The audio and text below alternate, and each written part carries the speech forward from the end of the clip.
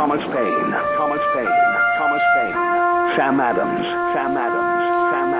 Benjamin Franklin.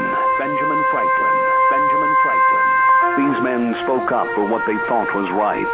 From their courage came such documents as the Declaration of Independence and the Constitution of the United States. From their willingness to speak what was sometimes unpopular but right, we enjoy such liberties as freedom of speech, the right to keep and bear arms, and freedom of religion. There are those who still wish to oppress our freedoms, and there are still patriots willing to stand up and defend life, liberty, and the pursuit of happiness. Men like Zeb Bell, who honor our founding fathers and what they stood for. It's now time for Zeb at the ranch, speaking up and defending your freedoms. Brought to you by Magic Valley Les Schwab Tire Centers and all of the other great advertisers on the program. And now, Zeb Bell. And there were shepherds out in the field, keeping watch by night. And an angel of the Lord appeared to them, and the glory of the Lord shone around them. Merry Christmas, everyone. Here comes Kate Smith, and God bless America. Good morning on a Monday. We need a caller with the Pledge of Allegiance. Thank you much. Have a great day.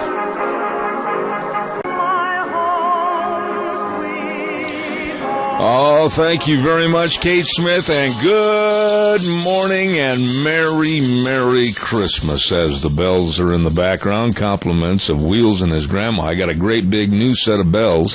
Thank you so much. And good morning on behalf of Zeb Bell, me, Zeb at the Ranch, and of course our major sponsor, your Magic Valley Les Schwab Tire Centers, all 7 locations serving you, along with our great advertisers, one of which, Western Way Services, always at your disposal. Call and get on the route service at 734-6969. Right now, let's see if we have a Pledge of Allegiance person. Go ahead, please. All right, sir. All right.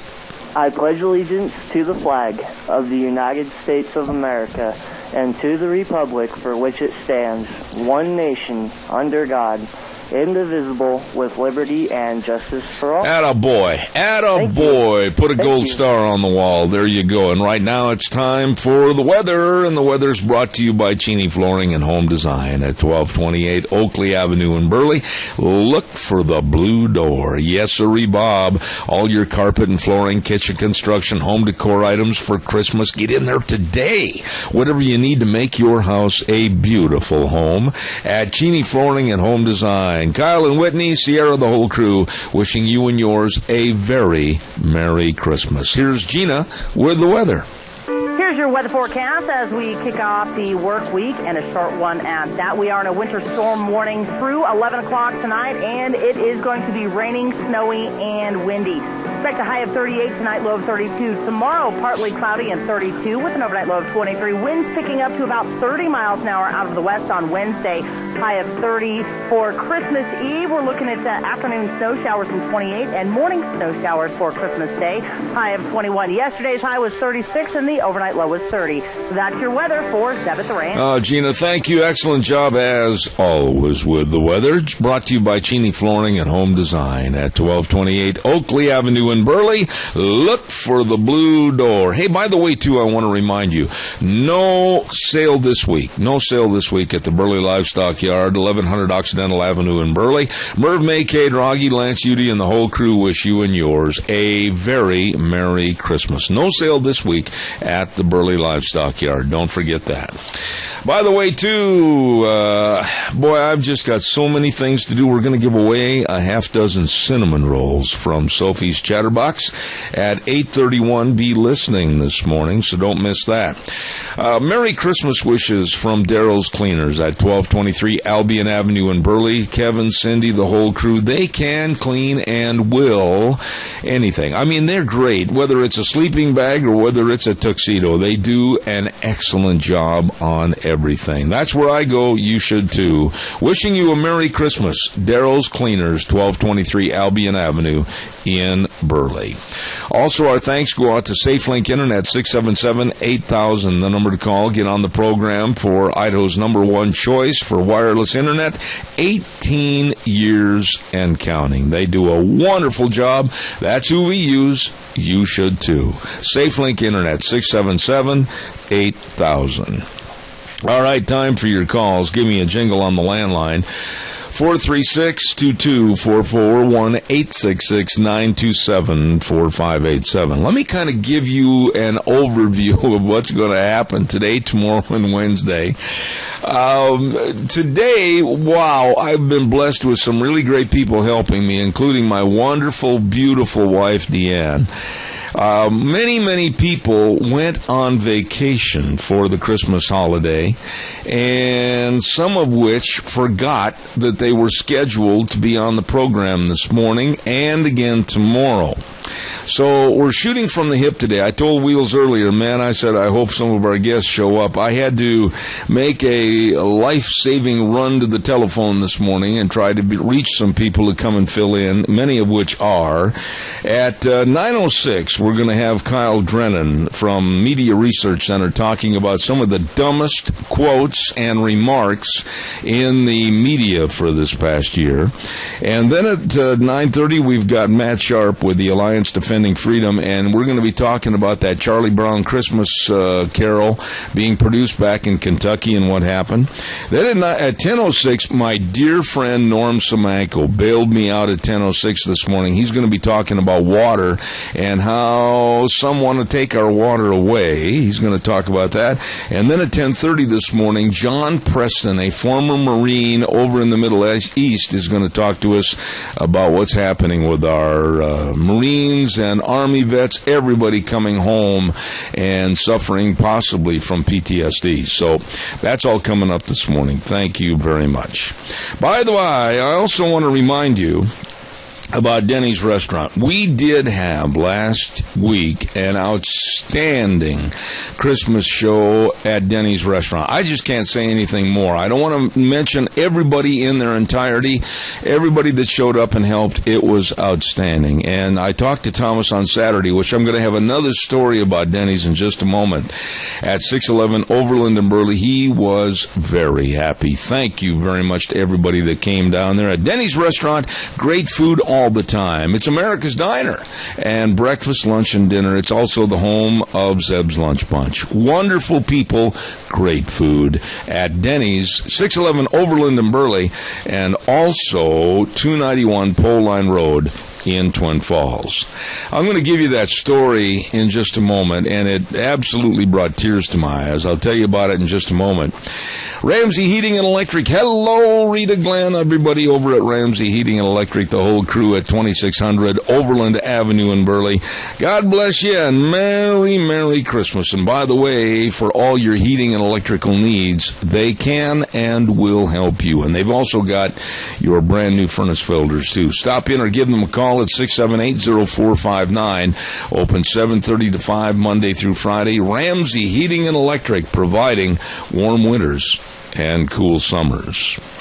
I want to share this story with you because, and I don't think that George and Donna Mass would mind at all, but we met George and Donna Saturday morning for breakfast in Burley at Denny's Restaurant. And we were all sitting at the table, and then here pretty quick came the waitress to take our order. And she went around the table, and all of a sudden she got to George, and George was wearing his Navy veteran cap. And this lovely waitress looked at George and said, "Thank you for my freedom." Oh my. I mean, I just bristled up with pride that this young lady, this waitress, would say that out of the blue to George. And George was really taken aback and said, "You're very welcome." It was absolutely one of the nicest remarks that I have heard for a long, long time. We hear all the negative in our world every day. And I don't know if that waitress is able or is listening this morning, But, we need more people like her. She said, "Thank you for my freedom." That was really quite a Christmas present. Calls are welcome, 436-2244, 1-866-927-4587. Christmas wishes go out from our friends at AMI at 719 Overland in Burley with a big 28-foot wrench over the door. You'll go nuts over their bolts. Alan, Corey, Eric, and Rob, all wishing you at AMI a very Merry Christmas. Hey, Tim and the crew at Streamline Precision, they can build anything, and they do. From grain bins, commodity storage, dairies, everything. Streamline Precision at 120 South, 100 West of Burley, 678-9204. Wishing you a very Merry Christmas. And our friends at Golden Valley Warehouse, and they're, of course, located at 468 West, 1000 South of Burley, 678-7324. And they say thank you to all their customers and Merry Christmas. There you go. All right, calls are welcome, 436-2244, 1-866-927-4587. The final results of who watched the Democratic debate on Saturday night are in. Da-da-da-da-da-da, and we have a grand total of 13 people. No, I'm kidding.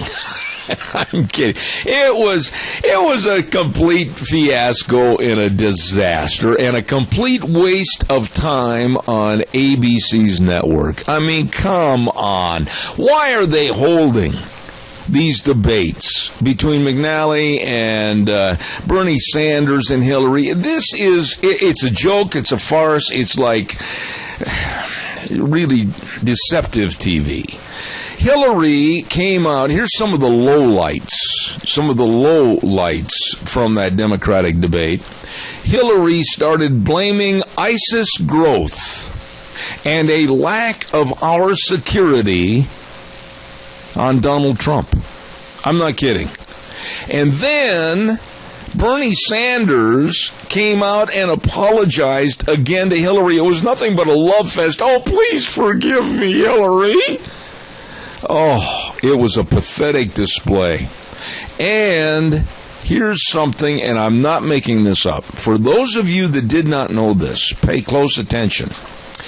They had a commercial break during the debate, as they do, and the candidates scurry off the stage to naturally, after standing up there at those podiums, use the restrooms. Well, they came back from the commercial break minus Hillary. That's right, she wasn't there. And the moderators were going, well, let's see. Hillary Clinton will be back momentarily. Well, finally she shows up. And she looked at the audience and the moderators and said, sorry. And then they continued on. But now here is, honestly, the true story as to why Hillary was not there. She would not share a bathroom with a McNally staffer. No. She wouldn't go in until the bathroom was completely empty, and then she went in. She demanded that she be the only one in the potty. Can you imagine that? And that's why she was late going back to the podium. Hillary. Oh, and I got to say something else, too. And naturally, I don't like Hillary, so I'm subject to running her down on occasion or every chance I get. Who is Hillary's dressing stylist? Ladies! I want some ladies to call me right now. Seriously. Why is this woman, I know she's a granny, but she doesn't have to look like an old grain burlap sack. She was in a very unfashionable pantsuit. Why? What is the matter with this woman that she can't understand ugly? Give me a call. 436-2244, 1-866-927-4587. I've got more to criticize Hillary on a little bit later, but give me a call right now. Why these pantsuits? Why? It's so absolutely disgusting. Anyway, don't forget our friend Zach and the crew over at Minnecasia Sales, 1321 East Main Street in Burley, right across from the airport. And I know that they sponsor Dr. History on Tuesdays, but they also want to extend Merry Christmas wishes to you and yours and a Happy New Year. All your spring remodeling projects, they've got all the lumber, they've got everything, they've got all your Western windows to upgrade your windows. They've got it all over there at Minnecasia Sales, 1321 East Main in Burley, bringing you Dr. History. Oh, come on, give me some calls. Now, just because it's Christmas week, we're not taking the week off on phone calls. Thank you very much. Good morning. You're on the air. Good morning, sir. Yeah, hey, buddy. How are you? Hey, I'm doing good. And yourself? Well, I'm absolutely upset about a waste, honestly. It is a waste of time, airtime, commercial money, etc. on the Democratic debates, but go ahead and tell me what your thoughts are. Well, they scheduled it on the opening of the movie Star Wars. Yep. I mean, it's a bunch there, and then you got some football games, some college bowl games going on. Yep. And my thinking is they're trying to protect Hillary from any scrutiny from the public. Well, Doug, stop a minute, because you, like many in the media, and I've talked to many of the researchers for media analysis, and they are saying the same thing. She's hiding under the cloak of being basically not found on the networks because of the football games, the bowl games, because of the opening of a lot of weekend activities close to Christmas, and she's not having to answer any questions. Well, there's one question I'd like somebody to answer, is why a person that's under investigation that has had so much scrutiny, so many things go wrong on her watch, and she's not either in prison or being run through the courts to find out if she's guilty or not, and she's running for president, and she's the anointed one. Yeah, and I'll tell you something that really bothers me. I do not want to see Granny be president. I know a lot of people are thinking that I'm running down Grannies. No, I'm just running down this one, and that's Granny Clinton. I do not want her as president of the United States. I'm learning the words to "Oh, Canada," just in case. Does that make sense to you? It does too, sir. It does too. It's scary. I mean, this woman does not have a clue.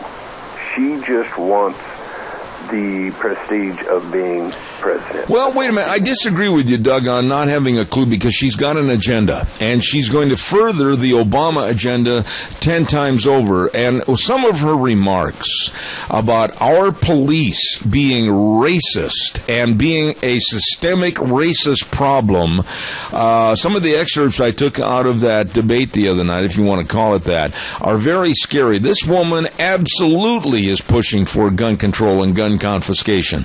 Absolutely pushing for a national police force controlled by the government. And I don't know about you, Dougie boy, but that scares me. Me too. And I'll tell you what, if they come after my guns, they better have some oven mitts, because if they take them out of my hands, they're going to be hot. Well, I'm just really afraid that this United States of America has got to the point of cowardice and stupidity that we can't see through the candidates for what they are and what their agenda is and what they want to do to destroy the fabric of America. Well, they do. They lie to us. Like, look at the government, or the Republicans did last election. We're going to go back and repeal Obamacare. We're going to fight Obama. So we put the Republicans in, and what have they done? They hold hands with Obama, sing Kumbaya, and hey, listen, we're the elite, we got the power, we got the money, so let's keep it this way. Yeah, and I'm going to be talking about that later on, too, but I'll tell you what, there had better not be a Republican of national stature call me, I don't care if it's Simpson, I don't care if it's Crapo, I don't care if it's Risch, and say, well, we've done this, and we've done that, and we've blocked this. I don't want that garbage. You have been cowards, and you have put your tail between your legs like a Labrador on the back porch not wanting to get spanked with the fly swatter, and you guys are just just not doing the job. Exactly. Like that article of Simpson in the paper, I just about threw up. I agree. Thank you very much, Doug. Merry Christmas. Merry Christmas. I got an idea why she's wearing the pantsuits like she does. Maybe I don't want to hear it on the air. Oh, yeah, that way, the Walmart shoppers can relate to her. Oh, my goodness, I guess. Thank you very much. Appreciate it. Thank you. Merry Christmas, everybody. God bless you, man. Caller, I'll be right there. I got to pay some bills. Don't you dare go away. Don't forget the Book Plaza at 222 West 11th Street in Burley with my dear friend Colonel Dale. Oh, my goodness. This store has everything. Books and gifts and jewelry. Thousands of books. And there's still time, I think, to get in there and register for the Christmas giveaway. They're going to be giving away over $1,000 in gift and cash. Register right at the store. Merry Christmas from Colonel Dale and the crew at the Book Plaza, 222 West 11th Street in Burley. Also, a big Merry Christmas from Nick and the crew at Burley Physical Therapy and Rehabilitation. Wonderful people serving you and literally helping you get back to being you with all the sports medicine and the exercises and the hydrotherapy pool. I don't care if you're 6 months old or 96, they can and will help you. Burley Physical Therapy and Rehabilitation, 1263 Bennett Avenue, Suite 2 in Burley, 678-1191. Helping you get back to being you. Caller, good morning. You're on the air. Good morning, Zed. These guys that are spouting gun control, every darn one of them are all for abortion. There's more people killed in 3 days than there is in a year with weapons, and they're brutally mutilated, horribly killed. The worst way I can even think of, being tore apart one limb at a time. And they can stand there and say, well, let's take the guns, they're inhumane. They're sick people, sick. Jerry, we've lost There's no way a bullet is near as horrible as being mutilated like that. Jerry, we've lost our civility, and we've lost our humaneness towards our fellow man. And the Democrats, and I'm going to point my finger right at them, with their platform and their political beliefs, I absolutely lay the blame on their shoulders. And I'm not going to run and hide from it. If they don't like it, that's fine, that's tough. And I lay the blame on the Republican Party for not having the guts, literally the guts, to stand up and fight these absolutely heinous Democrats. Well, they need to be brought out in the public and questioned where people can hear what's being said. They don't need to be hid in the corner. And, it's a crying shame that they can't do their debates at a time when people can listen. I agree. And people can call in. I agree. And ask questions. Jerry, God bless you. Too bad. They can't be on the Zeb Bell show. I have invited the Democrats on this program, but that shows you that they're little mice that scurry in the dark. They won't come in. I remember vividly that I called, of course, Deborah Silver, and she's one of the high-ranking Democrats here in the local area of Magic Valley, and she hung up the phone on me. And to think that she's running for a state senator post, are you kidding me? She runs and hides. Well, they just do not want to be questioned. And it's a crying shame that you can run and hide, and get into a public office by not saying what what you feel and what you know.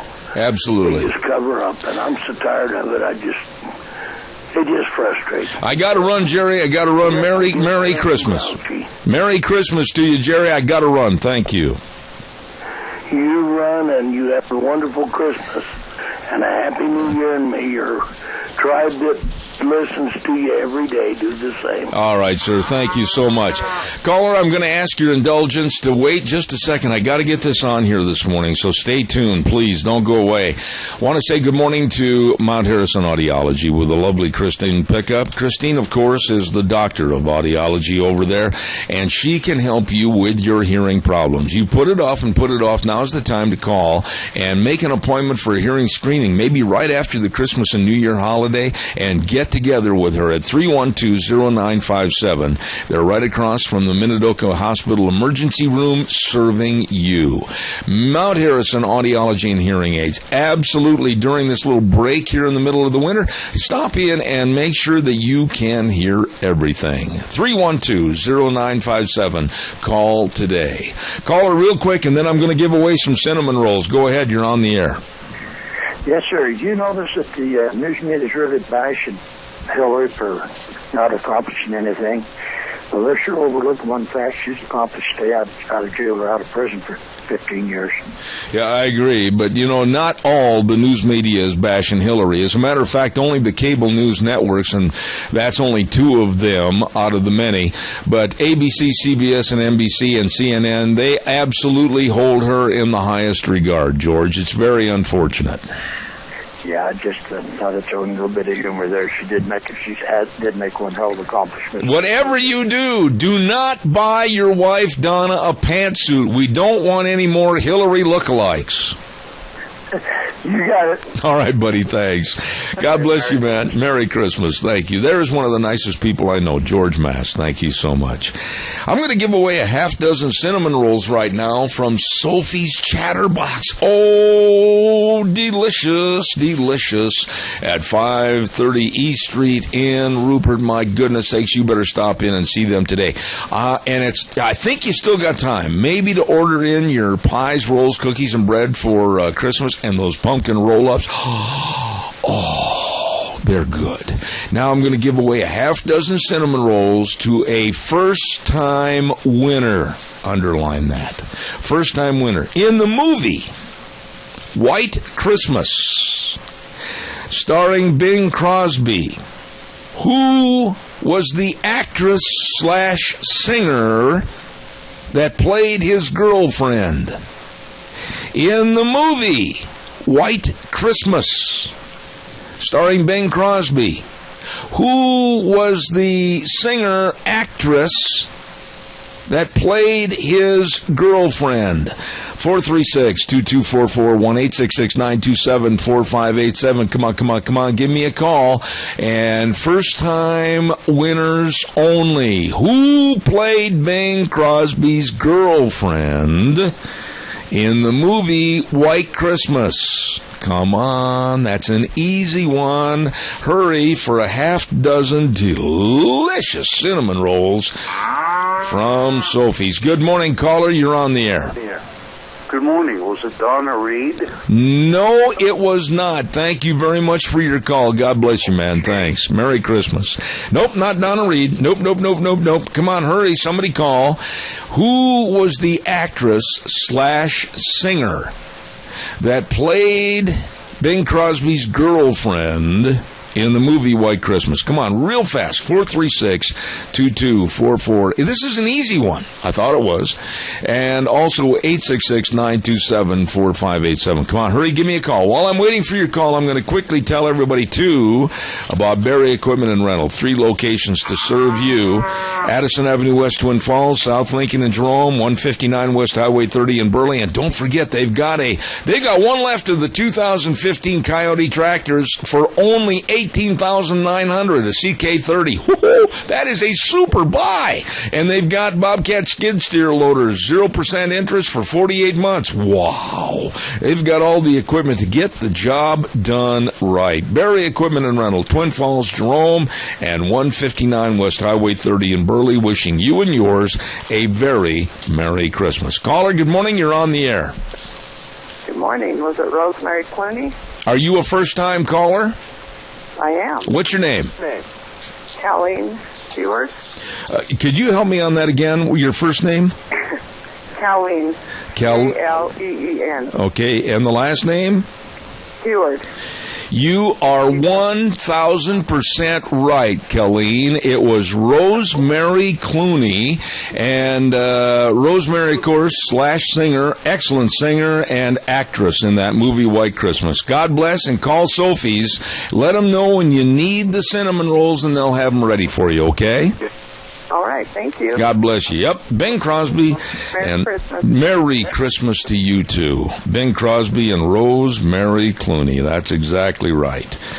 Calls are welcome, 436-2244, 1-866-927-4587. Let's see, what else have I got here? Jeb Bush. I don't know about you, but, Mr. Clean, Jeb Bush, comes off like he's so sparkling pure and won't say anything wrong. Hold on, caller, I'll be right there.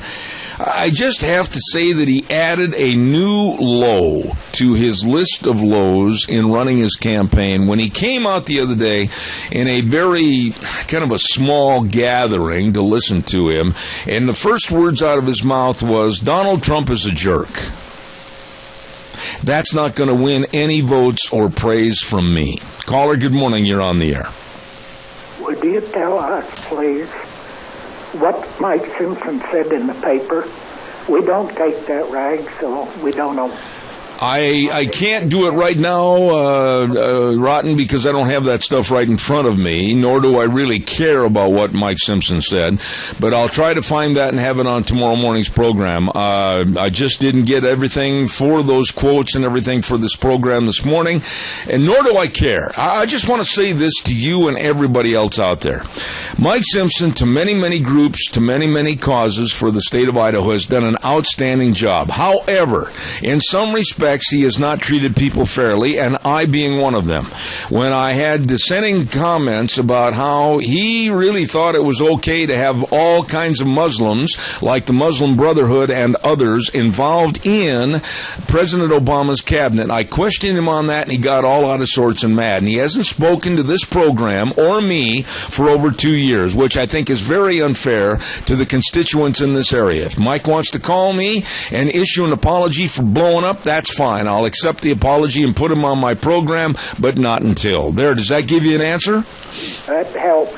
That helps because that's the way he is. All right, sir. Have a Merry, Merry Christmas. You too. Thank you. Bye-bye, and thank you. You bet, buddy. There's a really nice person. He goes by the nickname of Rotten, but believe me, he's really a nice, nice man. Calls welcome, 436-2244, 1-866-927-4587. Give me a call. Yesterday in the paper, there was a great big 2-column, this is a long 2-column story, and it was just, I got to get my handkerchief out. I've got to dab my eyes a little bit here. It was written by Deborah Silver. You've heard me talk about her. And she is the leader of the Magic Valley Refugee Advocates. And the top headline was, Loving Our Neighbors. Oh, it was so touching. But she had some statements in this little bitty editorial that was 2 long columns long. And she said, quote, instead, we've been dragged into a larger national conversation as Republican candidates have repeatedly used refugees as scapegoats in their fear-driven campaigns. A few strident voices are distorting the welcome refugees have found in this valley for over 30 years, and the national news has been here to emphasize the negative. No, my dear Deborah, I know that it's hard for you to perceive reality, but the FBI, Homeland Security have all said that they do not know the information necessary about the refugees and who's coming here. One of the direct quotes from James Comey with the FBI was, we don't know who's here. So please, Deborah, sit down. Have a warm cup of tea and understand that it is not fear-mongering. It is concern. Because right now, we do not want a repeat of what happened on 9/11, and then what happened at various other places like at Fort Hood, and more recently like at San Bernardino, California. I know this is hard for you as a liberal Democrat to understand. And then she said later on in her long editorial that applicants are screened before they arrive in our country. This includes interviews with the Department of Homeland Security and medical screenings, and goes on and on. Well, Deborah, gee, if Jay Johnson with Homeland Security and, like I mentioned a moment ago, the FBI are really concerned right now, more so than ever, that ISIS may have infiltrated the refugee system, I don't even take your column in the paper yesterday with a grain of salt. To me, it is worthless. And I thought I'd point that out. Calls are welcome, 436-2244, 1-866-927-4587. Like I've been telling you for a long time on this program, if you got a ding in your four-wheeled Wonder and you need to get it fixed, I'll tell you what the best place to go for body work is, of course, Snake River Auto Body and Paint Incorporated, and they're located at 404 4th Avenue West in Twin Falls. They've got great estimators, great work crews, all their business is satisfaction guaranteed. How do I know? Because they worked on my truck, and I'm really fussy about keeping my vehicles in top-notch condition. They did an outstanding job. Quality workmanship and great customer service at Snake River Auto Body and Paint, 404 4th Avenue West in Twin Falls. Number to call, 734-5790. All right, it's your turn. Give me a call. 436-2244, 1-866-927-4587. Here's something else that was in Deborah's column. And she said, quote, "We know that the support offered to the refugee center by Christians and non-Christians alike is stronger than the effort of a few demonstrators holding signs in a parking lot. And that an attitude of caring will always overcome attitudes of fear." No, Deborah, right now it won't. Concerns, fear, all of those things are very fair to have over what happened in San Bernardino and the thoughts of how it might be permeated at other locations across our United States. Fear about our food system. Yes, our food system. Fear about our schools. Yes, all across the United States, fear of school travesties, with absolute fear that ISIS and others might start a terrorism act anywhere in the United States. You know, Deborah, I would suggest that maybe you go to the pharmacist and ask them if they have any pills of reality. And then maybe sit down and write another editorial. Calls are welcome, 436-2244, 1-866-927-4587. I honestly can't tell you why there is such a push on behalf of CSI and others like Deborah Silver to really push and promote the refugees coming into this area. Right now, like many, including the FBI and Homeland Security, stop, whoa, put the brakes on until we have a vetting information process that is really validated, and we know what's going on. Time for the weather, and the weather is brought to you by Mad River Laser. I got to stop over there and see the lovely Nicole and everybody else this afternoon, as a matter of fact. And she's done some work for me, and I really appreciate it. Boy, they do everything. They've got all your year-end business awards, crystal awards, acrylic and wood, plaques, everything to say thank you to your business employees. And then also all your business promotional products and a lot of great Christmas decor items. Stop in. It's never too late to stop in and see the good folks at Mad River Laser, 502 E Street in Rupert. They are great. Here's the weather with Gina.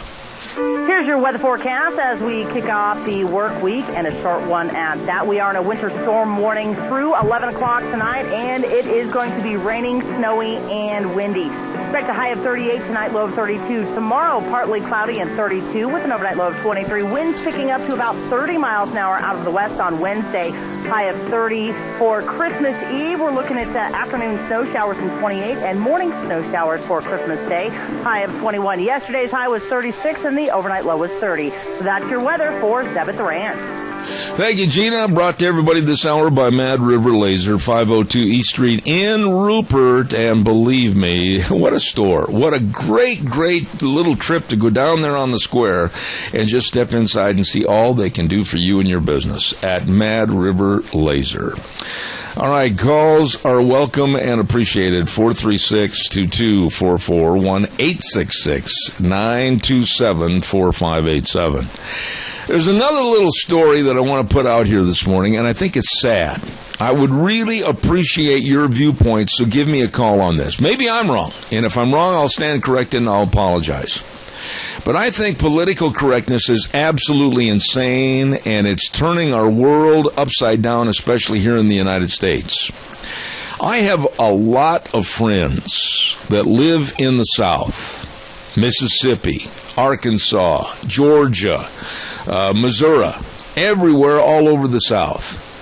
And I know from talking to them that they are just really emotionally upset over this cleansing that is going on through political correctness to take down the statues of a lot of Civil War heroes and generals, etc., and including the great general Robert E. Lee. There is a purging going on. Oh, you can't do that anymore. That's politically incorrect. And they're changing their street names, their boulevard names, and people with the political correctness organization nuts are all over saying, well, you can't have that anymore. Oh, my goodness, that's a sign of slavery, and we won't stand for that anymore. Stop just a minute. It's making me sick. The kooks are out there now clamoring to take all of the statues like of Robert E. Lee on his horse Traveler and take them down, get rid of them, demolish them, destroy them. What are your thoughts about this? Because many, many, many people in the South that I know personally are direct relatives of Robert E. Lee and many of the Southern leaders of the Confederacy. That is a part of their Southern heritage. And the PC crowd now is saying, we don't care about your heritage. We don't care about your family ancestry. We don't care about anything that represents the South. We want to get rid of it. Destroy it. I'm against it, and I will stand up for the South on this fight. And it's going to turn into a fight. It's going to turn into a fight. And it should. Because that's an assault on their heritage and their family, and they should never turn a blind eye or a deaf ear on their family history. What are your thoughts? Give me a call quickly at 436-2244, 1-866-927-4587. I want to hear what you have to say. Your opinion means a lot to me, so give me a call, please. Wednesday on the program, while I'm waiting for your calls, we're going to have an open house, open microphone. Everything's going to be open, and we're just going to have a Merry Christmas party. Now, we have done this on Zeb at the Ranch for, I think, oh my goodness, how many years? At least 9 years. And this is going to be a lot of fun. We got a lot of people coming in. We've got a lot of Christmas stories to share and a lot of poems. And we're going to have some surprise guest singers on the telephone singing Christmas carols. By the way, there are those Scrooges and Grinches out there that say, oh, well, they sing on the telephone. It's hard to hear what there's. I'm doing the best I can, okay, with the equipment as it is. We're not expecting everything to be in high stereophonic sound, but we're going to celebrate Christmas. And your naysaying and your negative remarks really don't hold a cup of water with me. We're going to have a lot of fun on Wednesday, and it's going to be our special Zeb at the Ranch open house, and I'm looking forward to it. All right, give me a call. Come on, 436-2244, 1-866-927-4587. Oh, my goodness, did you hear what happened at the Miss Universe pageant in Las Vegas? And I do honestly feel a little bit of sympathy for the Master of Ceremonies, Steve Harvey. I saw the outtakes of what happened, and believe me when I say I feel sympathy for him, because I personally have been involved in a couple of instances in my career where I was given the wrong information on a champion or a winner, etc. It can happen. What happened was Steve Harvey announced the wrong winner for Miss Universe and basically said that first runner-up was Miss Universe. Oh, my goodness. Everything just went up in the air like a balloon that's flying around the room before it loses all of its air. Oh, my goodness sakes. I really feel sympathy for the people involved. Mistakes can happen. And I'll tell you, I was one of the stories that I remember vividly happened while I was back announcing the American Quarter Horse Association World Finals. And I'm not passing the buck because I can prove this story, but I was given a computer printout sheet, and everybody is standing there waiting to see who the world champion in this respective event was going to be, and they gave me the wrong winner. And the minute I announced that, you could just hear like an intake of air for the whole audience. I mean, whoa, my goodness, you'd have thought with all that oxygen out of the room, they'd have floated around like balloons in that huge Coliseum. Well, automatically everybody's going, no, that's not right, that's not right. Well, wait a minute. Cooler heads have to prevail at that juncture, and then I turned the mic off and I said, wait. Don't yell. Don't say anything. Find out why we were given this information right now. The computer had not been fed all the points correctly, and it spit out the wrong world champion. And needless to say, it's an extremely embarrassing situation. And so I do feel a little empathy with Steve Harvey as he announced the wrong winner for Miss Universe. I do not know exactly all the circumstances, but I will tell you it happens more times than you think. Calls welcome, 436-2244, 1-866-927-4587. By the way, that weather forecast that Gina had sounds to me like you'd better be ready. If you're going to go over the river and through the snow to Grandma's house you go for Christmas, you better be ready with some traction tires. Yeah, it sounds like we're going to get a lot of snow and muck on the road. Well, they've got all the traction tires you need at your Magic Valley Les Schwab Tire Centers. Oh, my goodness, all the studded tires. They've got all the tire chains. They've got all the snow wheels. My goodness, what are you waiting for? Get into your Magic Valley Les Schwab Tire Centers today. Now, before you go to Granny's house, you got to make sure you got your brakes checked. Yep, they've got the best in brake service from professionally trained technicians with always the premium quality parts. And batteries. My goodness, it's going to get colder, too. Turn the key, you want to go, boom, boom, boom, and away you go. They got the best in batteries at all 7 locations. Lane and Rupert, and Dave on Blue Lakes and Twin. Mike and Buell, Mike and Jerome. The Twist family and Paul. John on Pole Line in Twin Falls. And my buddy, I'll bet you he's happy right now. The Seahawks are playing good football. Randy on Overland in Burley. Your Magic Valley Les Schwab Tire Centers. You stop in and see them today, okay?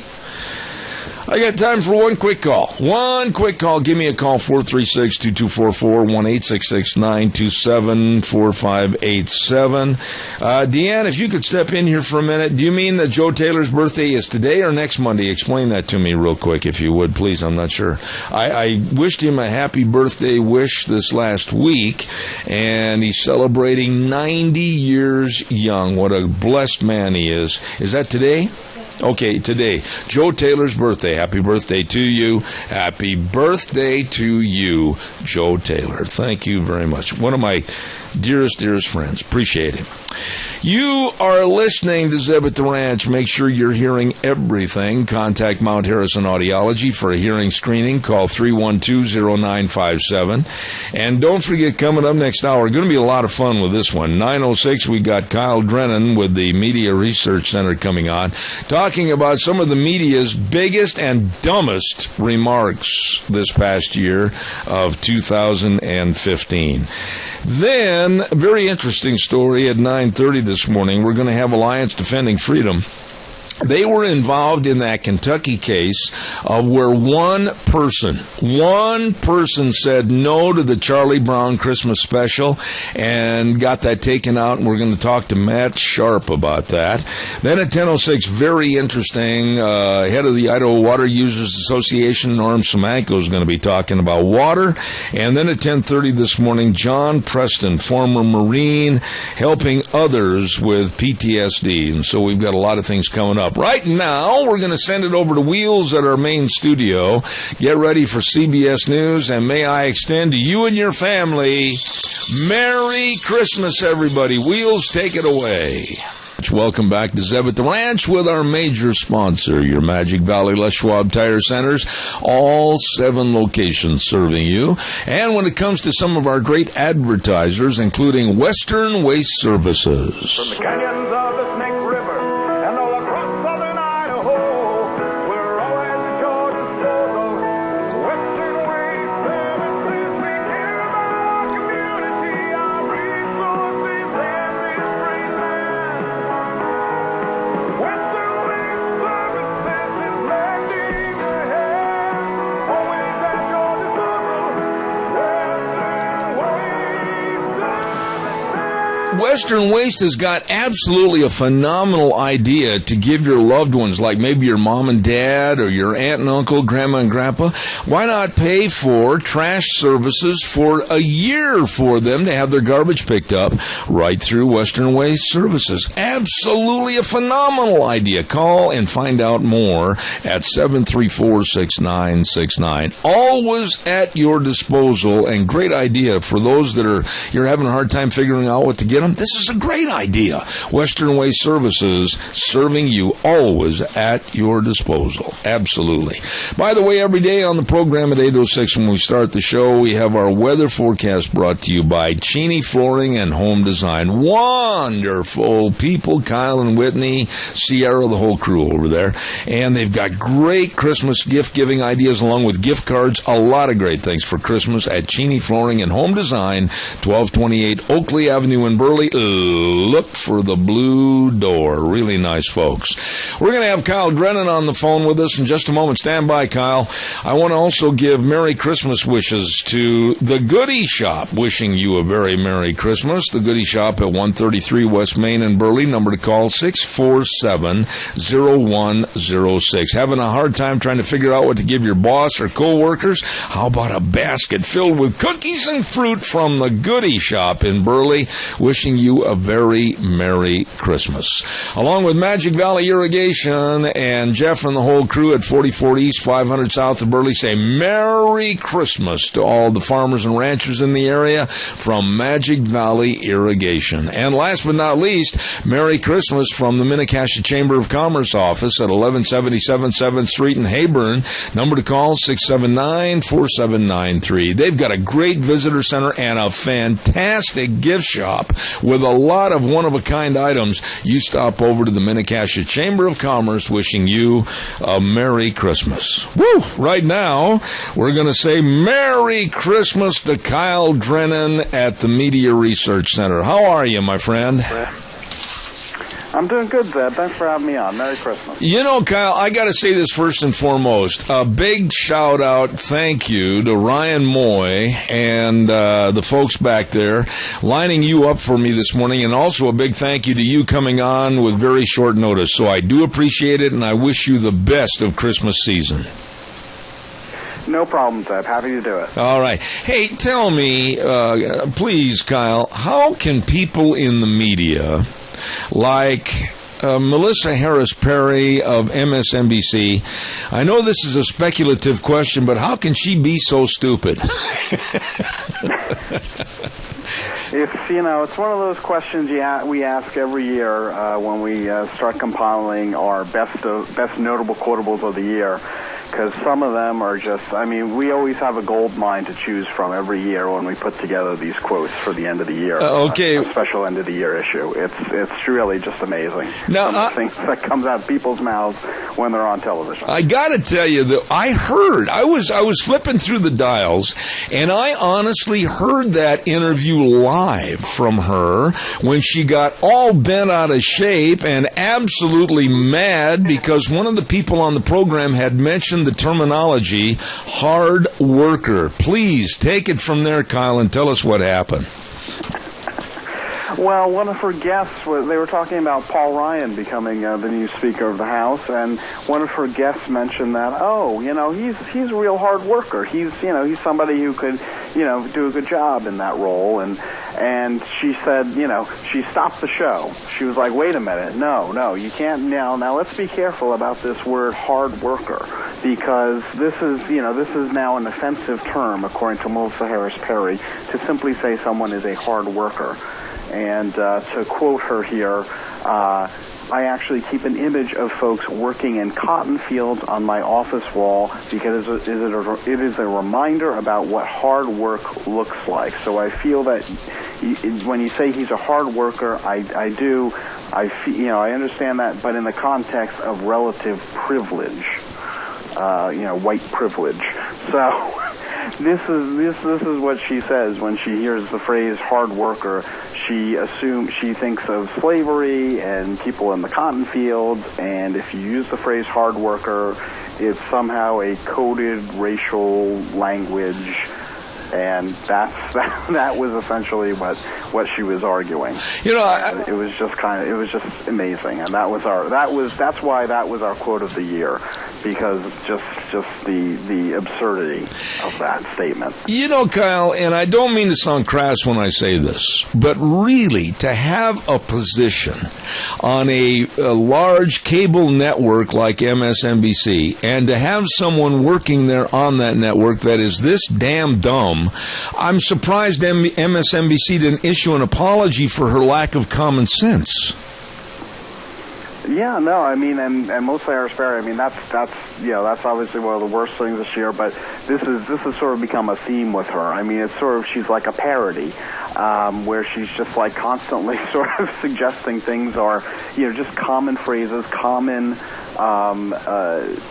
discussion is somehow like she always seems to be the one who's out there saying, well, now is that racist in some way, saying someone's a hard worker or saying whatever else. This has sort of become her shtick, if you will. And yeah, it's really amazing. Kyle, you probably know her and know of her and about her far more than I ever would, but what does she expect? A complete scrutinization of all speech when she's doing an interview? Like if I were on that program and they were interviewing me, I would not hesitate to use the phrase hard worker if it depicts somebody that I think has done an outstanding job. And I will not be shut up. And in fairness, I want to say this. I thought it was wrong of Bill O'Reilly to subject some words on his program as not acceptable. That is censorship and against the First Amendment, and I'm not going to stand for that kind of thing. Well, yeah, I think even on MSNBC, most people were probably taken aback by what Melissa Harris Perry said, because it just seems so out, just so off the wall. But there is on MSNBC, they are sort of reaching out to the Black Lives Matter movement, the movement on college campuses of extreme political correctness, where any word or phrase that anyone deems even slightly offensive in any way is something that needs to be banned, and someone needs to be fired if they say something. So that is the market that MSNBC is catering to. This hard left wing market of people on the college campuses and in these protest movements who this is their crusade right now, is to ban any speech that they find even remotely offensive, or even speech that isn't remotely offensive to 99.9% of people. But if they wake up one day and say, you know what, I think that's an offensive term. So I mean, that is who MSNBC is catering to with their audience. And so it's really not surprising when one of their hosts decides to sort of go along with a lot of that. And it's not just MSNBC. Former CBS News producer Dick Meyer, oh my goodness sakes, why, I think he's ready to lay down in front of the black presidential limo and give up his life just to have the tire tread of his car run over his body. Why, he thinks Obama can walk on water. Tell us about that one. Yes, that is our Obamagasm Award, as we like to call it. And it's just this quote where he just goes on this rant, lecturing the American people, saying we should be, we're lucky to have President Obama as our president, and we should wake up and appreciate that. I mean, it's just, for anybody to be in the news industry to actually go on television and sort of spout this. I mean, this is propaganda stuff. This is what you expect, the communications director at the White House and Obama himself to go out and say, like, do you realize how lucky you are to have me as president, blah, blah, blah. But this is not something you would expect a news producer, somebody who's been in news, in journalism throughout his career, to think this way. This is the antithesis of what journalism is. Journalism is supposed to be critical and questioning and skeptical, and this is the exact opposite. This is, don't question him. You just be thankful every day that he's your president, and that type of thing. And it's the antithesis of journalism. It's just complete propaganda and shilling for an administration. And I really had to laugh at the hypocrisy and the absolute phoniness of George Stephanopoulos. I wished I could get him on my program, and I wished I could tell him what an outright phony he really is. After he had given $75,000 in personal contributions to the Clinton Foundation, he was raking a guest over the coals about this. And then it came out later that, George, you are one of the donors, and you're as guilty as sin. Tell us about that story. Yeah, no, that one was particularly shocking this year because he was interviewing Peter Schweitzer, who was the author of Clinton Cash, this book that just, really went and ripped into the Clinton Foundation for all of its, sort of corrupt dealings with foreign powers. And while Hillary Clinton was Secretary of State, the Clinton Foundation is doing, taking donations from foreign powers, foreign heads of state, possibly facilitating certain deals and things. And so Clinton Cash, this book outlined all this, and this George Stephanopoulos interviewed the author Peter Schweitzer for ABC's This Week, and it just rips into him, says there's no smoking gun, you don't have smoking gun evidence that backs us up on everything, and just really grilling him, trying to just dismiss the charges as if you've got nothing here. And it was 2 weeks after that, 2 weeks later, we find out George Stephanopoulos gave $75,000 to the Clinton Foundation that he never disclosed. He did this interview, did not disclose that he was a donor to this organization that was being examined as whether or not that was the subject of this book, as to whether or not it's a corrupt organization. George Stephanopoulos gave $75,000 to it, and he doesn't disclose that. We find out 2 weeks later that he was a major donor. I'm going to change things around on the order here, but I want you to talk about actor George Takei, I hope I said his name right, who played Mr. Sulu on Star Trek, and his absolutely insensitive and very insane remarks about Supreme Court Justice Clarence Thomas. Tell us that story. Well, he was talking to a local affiliate, and he was reacting to Clarence Thomas objecting to the same-sex marriage decision of the Supreme Court, and writing a dissent against that decision, and simply for Clarence Thomas expressing his legal views on the matter in a dissent, which is his job. George Takei just went into this tirade, where he called Clarence Thomas a clown in blackface for having objections to the Supreme Court's same-sex marriage decision. And it's just,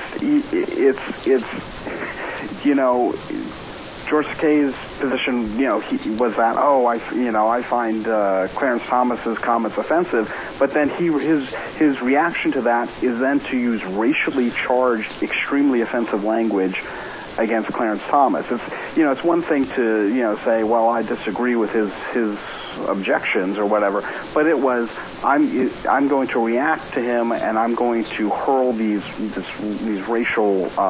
racially charged words at him just to denigrate him and slander him. Oh my! And so that was his reaction. He couldn't come up with sort of an intelligent disagreement. Instead, he had to go right for the most vindictive, vicious attack you can imagine. I saved this one for last because I'll be honest with you, I have been highly critical of Hillary Clinton and supposedly the person that maybe dresses her before she goes out in public. And I said earlier this morning that I have got empty grain sacks out in my barn that are more attractive than some of Hillary Clinton's pantsuits. What were your thoughts when you saw this comment about Mark Halperin of Bloomberg's TV, with all due respect, saying she needs something that's fun and new? Yeah, no, this was back early in the campaign. She stopped and got a burrito at a Chipotle. And this, to the media, was just the most astonishing thing they'd ever seen a presidential candidate do. It was as Mark Halperin said, we've never seen her get a burrito before. It was something fun and new for her campaign. It was basically a way of saying this is a huge boost to her candidacy. She went and got a burrito. Oh boy! She's the every man, every woman of America, and everybody can connect with her now because she got a burrito. I mean, this was the so-called analysis that he was appearing on MSNBC when he was saying this, and it just shows how desperate the media is to write positive, gushy headlines for Hillary Clinton. Let me ask you, on behalf of the Media Research Center with the Bozell family, etc., do you send these people something as a remembrance? Do you send them a plaque or something that lets them know how dang dumb they really are? What do you do? Well, we put the information out there for all of our readers and everything. We do have our separate from this. We have our gala every year with the Dishonors Awards. So, but even when we do that, we're given we have this nice gala and nice awards, but none of the people ever show up for that either. Oh well, imagine that. We have to find our own people to fill in and accept the awards on their behalf. It's really just, hopefully some of this stuff is so absurd that hopefully some of these people, feel maybe a little bit embarrassed by some of this and maybe try and rein it in next year. But then a year from now we'll be here talking about, even crazier stuff, probably. Please do me a favor. Go buy a little $6.95 wooden plaque someplace and make an inscription on it for Melissa Harris Perry at MSNBC. And just please let her know, gift wrap it, please, and let her know that these asinine, stupid remarks about criticizing the term hard worker, believe me, Melissa, you're just not the brightest bulb in the fixture. Well, we could probably send it to her with a Christmas card, but she'd probably find it offensive. I guess so. I want to again say this, and I mean this. Kyle, you have always been such a great guest on this program. We really appreciate it on behalf of the Media Research Center, and I extend to you and yours a very Merry Christmas and a Happy New Year. Thank you so much for filling in this morning. Merry Christmas to you, Zeb. Happy to do it. God bless you, man. Thanks a lot. Really a nice man right there, Kyle Drennan with the Media Research Center, and talking about the stupidity. Underline the word stupidity. Underline it again. Stupidity of the left in the media. Okay, let's pay some bills. Let's remind you about our dear friends at Hanson Mortuary, wishing you and yours a very Merry Christmas and a Happy New Year. You know, they're located at 710 6th Street in Rupert. Joel Heward is the manager along with his family and his staff, and they do so much in the community, so much to help and serve you. And please remember that when there is the passing of a loved one, they are there and they're ready to help you with the highest ethical standards with unquestioned integrity. Remember the number to call, 436-5636. That number again, 436-5636. Hanson Mortuary in Rupert. Please remember, they are there to serve you. Oh, my goodness sakes. We got time for another call. Give me a jingle on the landline at 436-2244, 1-866-927-4587. Don't forget Let's Ride. They're located at 270 Highway 24 between Rupert and the world. They serve everybody where the fun is sold. And believe me, one of these days, I'm going to zip over there and get a snowplow for my four-wheeler. I really do. You can have fun and say you're doing work at the same time. I love that idea. And they still got some great Christmas ideas for you, you know, like the X-Brand goggles, 35% off, and they've got all the gloves over there. The snowmobile clothes. Oh my goodness, it's all there at Let's Ride. 270 Highway 24 between Rupert and the world where the fun is sold. Really nice people. And if you're going to be over on Highway 24 anyway, you ought to stop in or give a call first to 436-4424 to Cameron and Siemens Insurance. Highway 24 in Rupert. All your life insurance, health insurance, retirement planning, employee benefits. They've got it all and can help you with all of it. You better believe it to make sure that you're protected.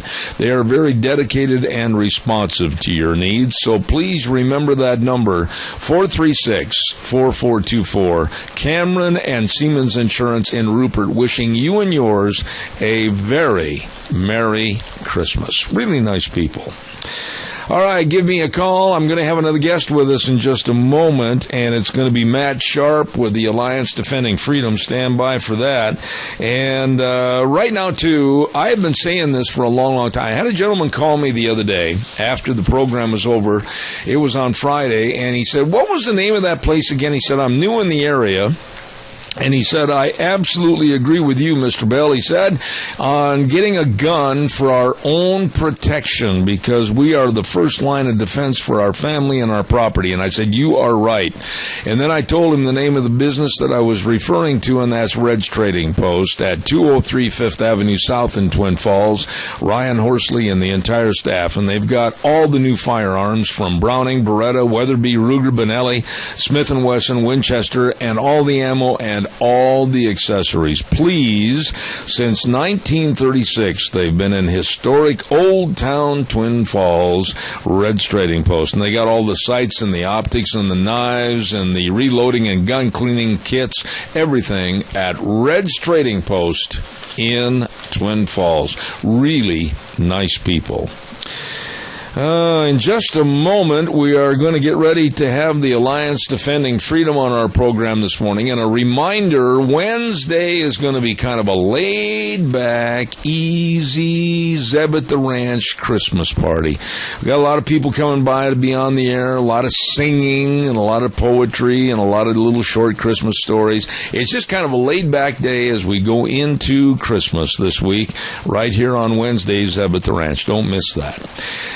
Santa specials. Oh, my goodness. We talked to Jason over at Lee's Furniture, Floors and More the other day, and Santa Claus went down there early from the North Pole a couple of weeks ago and left off a lot of great buys on furniture at Lee's Furniture, Floors and More. I mean, prices, unheard of low prices on sofas and recliners and chairs and three-piece occasional tables and bunk beds. Oh, my goodness sakes. What are you waiting for? Get in there today and they'll say, ho, ho, ho, Merry Christmas at Lee's Furniture, Floors and More at 459 Overland in Burley, wishing you a very Merry Christmas. You stop in and see them today.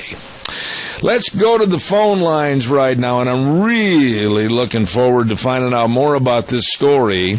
And a gentleman that's been on this program quite a few times over the last many years, Matt Sharp with the Alliance Defending Freedom. Matt, how are you this morning?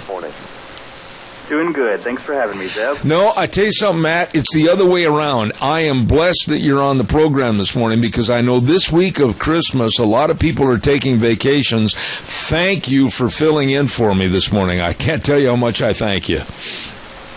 Hey, it's our privilege, and especially around this time and with all the attacks we see pop up everywhere, it's more important than ever for people to know what their rights are and what the law says.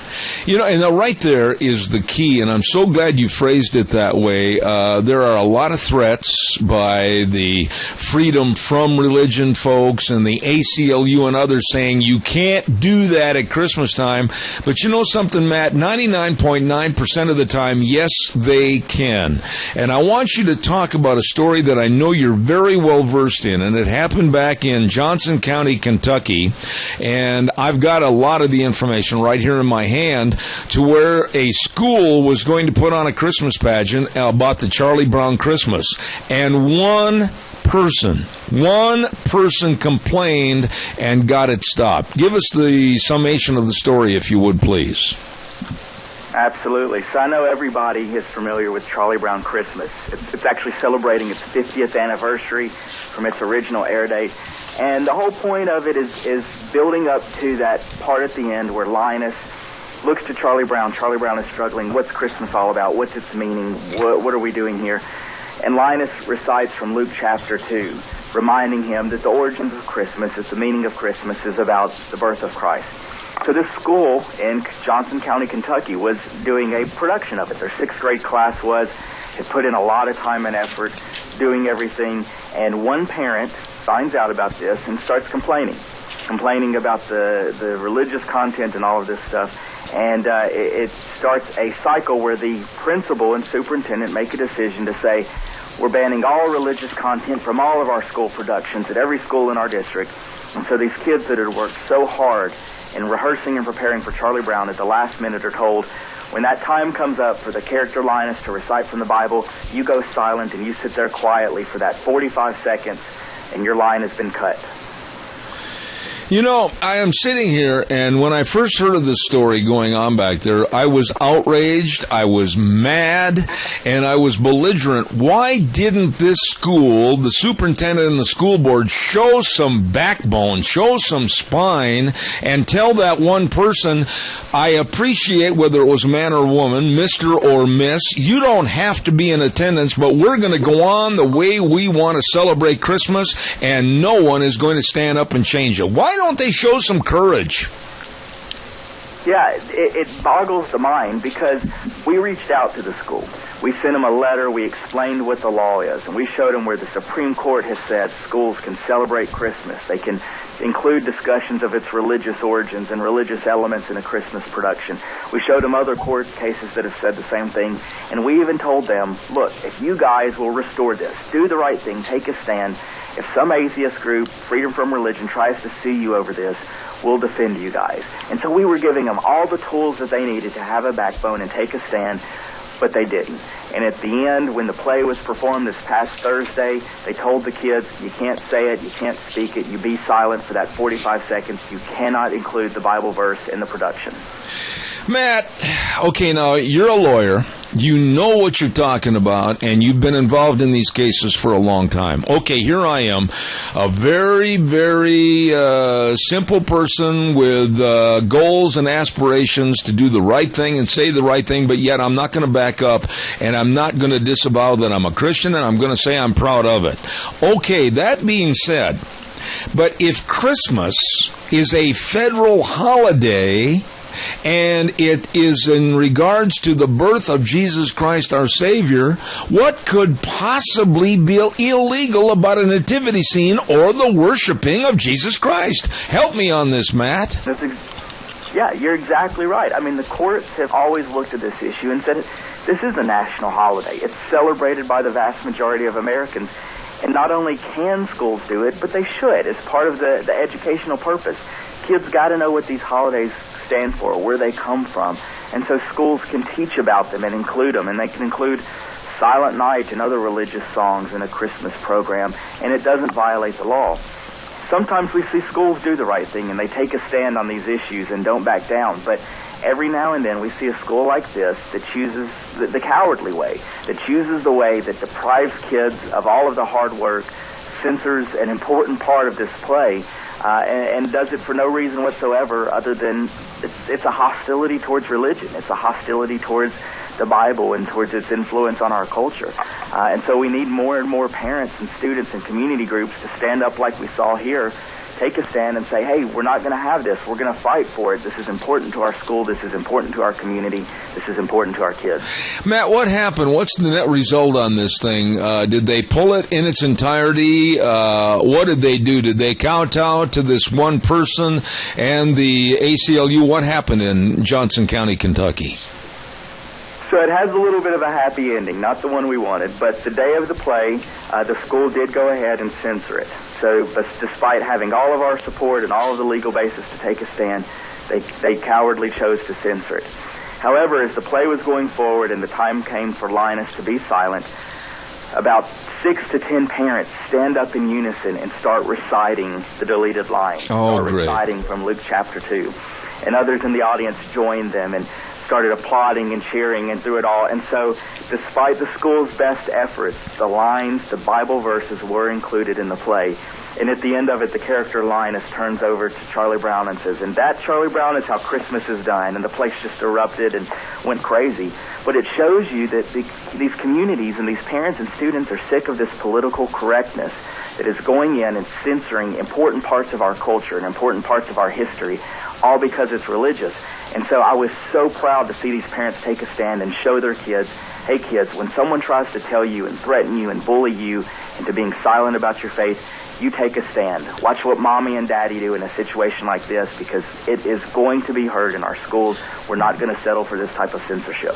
You know, you just honestly, and I try to be like John Wayne, but you just brought tears to my eyes. That was tears of joy, because I'm so proud of those parents basically saying in your face and doing the right thing. God bless those people back in Johnson County, Kentucky. But I've got another question for you this morning, Matt. What about if it's a federal holiday as such with the birth of Jesus? How can they make dictates to post offices about not having a nativity scene maybe spray painted on their window? We've had one locally that was one person complained and they took it down and they said it was because of postal regulations. Well, if it's a federal holiday, why can't they have it in the post office window? Yeah, it's completely ridiculous. I know for years, and though we've seen this fade away, but the post office used to produce stamps that had nativity scenes or Merry Christmas or things that recognize the religious origins of the holiday. So it's ridiculous that the same organization that can produce stamps that have nativity scenes on them can't have one on their window. The Supreme Court has discussed nativity scenes by government entities and said, absolutely, you can have them as long as they're part of a overall display, which they always are. You always have Merry Christmas and Snowman and Santa, and then you include the nativity scene right there in it to remind people, hey, this is where Christmas comes from. So it's ridiculous that they would think that they have to blot out a nativity scene from the very group that is producing stamps for the nativity scenes on them. You know, Matt, and these leftists, these left-wing nuts, they come out and they say, well, we've got to have a violation here of separation of church and state. Why, we can't allow this to happen. Matt, stop. Right there, and please, I have a copy of the Constitution right here in front of me. Would you tell me what page and where I can find that it says separation of church and state? You know, I've read through it several times, just like I know you have, Zeb, and time again, it's nowhere in there. They've taken this one sentence that Thomas Jefferson said in a letter that was all designed to protect the church from being ruined and governed and controlled by the government, which is exactly what we're seeing more and more now anyways. They take that out of context and say, oh, you've got to scrub all religion. You've got to whitewash religion from public life, from culture, from society. And that's absolutely the exact opposite of what our founding fathers intended and designed. It was always meant as a protection to protect the church from the government, not the government from expressing and celebrating our religious heritage. Matt, would you mind? I'm going to insert another story that Carrie Kupek sent me this morning about Alliance Defending Freedom to a Texas county that nativity scenes do not require acceptance of atheistic displays. Would you mind commenting on that if you have the information this morning? Absolutely. So this is their next strategy, right? Because they keep failing time and time again to remove these nativity scenes from government displays. They've tried a new strategy. They'll say, well, we're going to make you have our own. And so we want an atheist display right there next to the nativity. And they'll say, if you don't allow our atheist display, we're going to sue you. The problem is, once again, the Supreme Court has already ruled on this. And they've said governments can set up their own nativity scenes. They can set up their own Christmas displays. So you can have Santa and the Christmas tree and the nativity scene all there together. And you don't have to open it up to others. You don't have to allow every crazy atheist group to come and put up their display as well. And so that's the letter we sent to the Orange County, Texas, and City of Orange government entity saying, hey, you don't have to cave into these crazy demands. You don't have to allow every atheist to come and put up their display. You can have your own display. You can choose its content, and as part of that overall display, you can include a nativity scene. This idea that the atheists can come in and ruin everything and force their views is not required by the Constitution, and so we were encouraging them to also take a stand on this. You know, Matt, what are we going to do? You and I and other attorneys with the Alliance Defending Freedom, other talk show hosts, everybody in the media, what can we do more to alert people that, hey, listen, don't listen to these thugs and punks and bullies. You can celebrate Christmas any way you want to with nativity scenes or maybe at a school play, etc. You don't have to run and hide because it is a federal holiday honoring the birth of Jesus Christ. That's right. Number one, we got to get educated, right? We need everyone to know, every school teacher, every principal, every mayor, every government official to know exactly what the law says so that when these threats come along, these empty threats, they can swat them away and say, hey, we know what the law is, we know we're doing what's right and what's legal, and be willing to take a stand on this. Number two, we got to get the community to take a stand on this and to rally around these principles and these government entities. When they do the right thing, cheer them on and let them know. And when they do the wrong thing, you get your voice heard. You show up at those board meetings. You show up at those city council meetings and say, hey, the law doesn't require this. You're not reflecting our community values. And if you're not going to do it, we're going to find someone who will. Last story I'd like you to comment on, Matt, if you would, with your expertise, is the story about Bethlehem, New York. Of all places, with the name Bethlehem, and they stopped somebody for putting up a Merry Christmas sign? Tell us about that.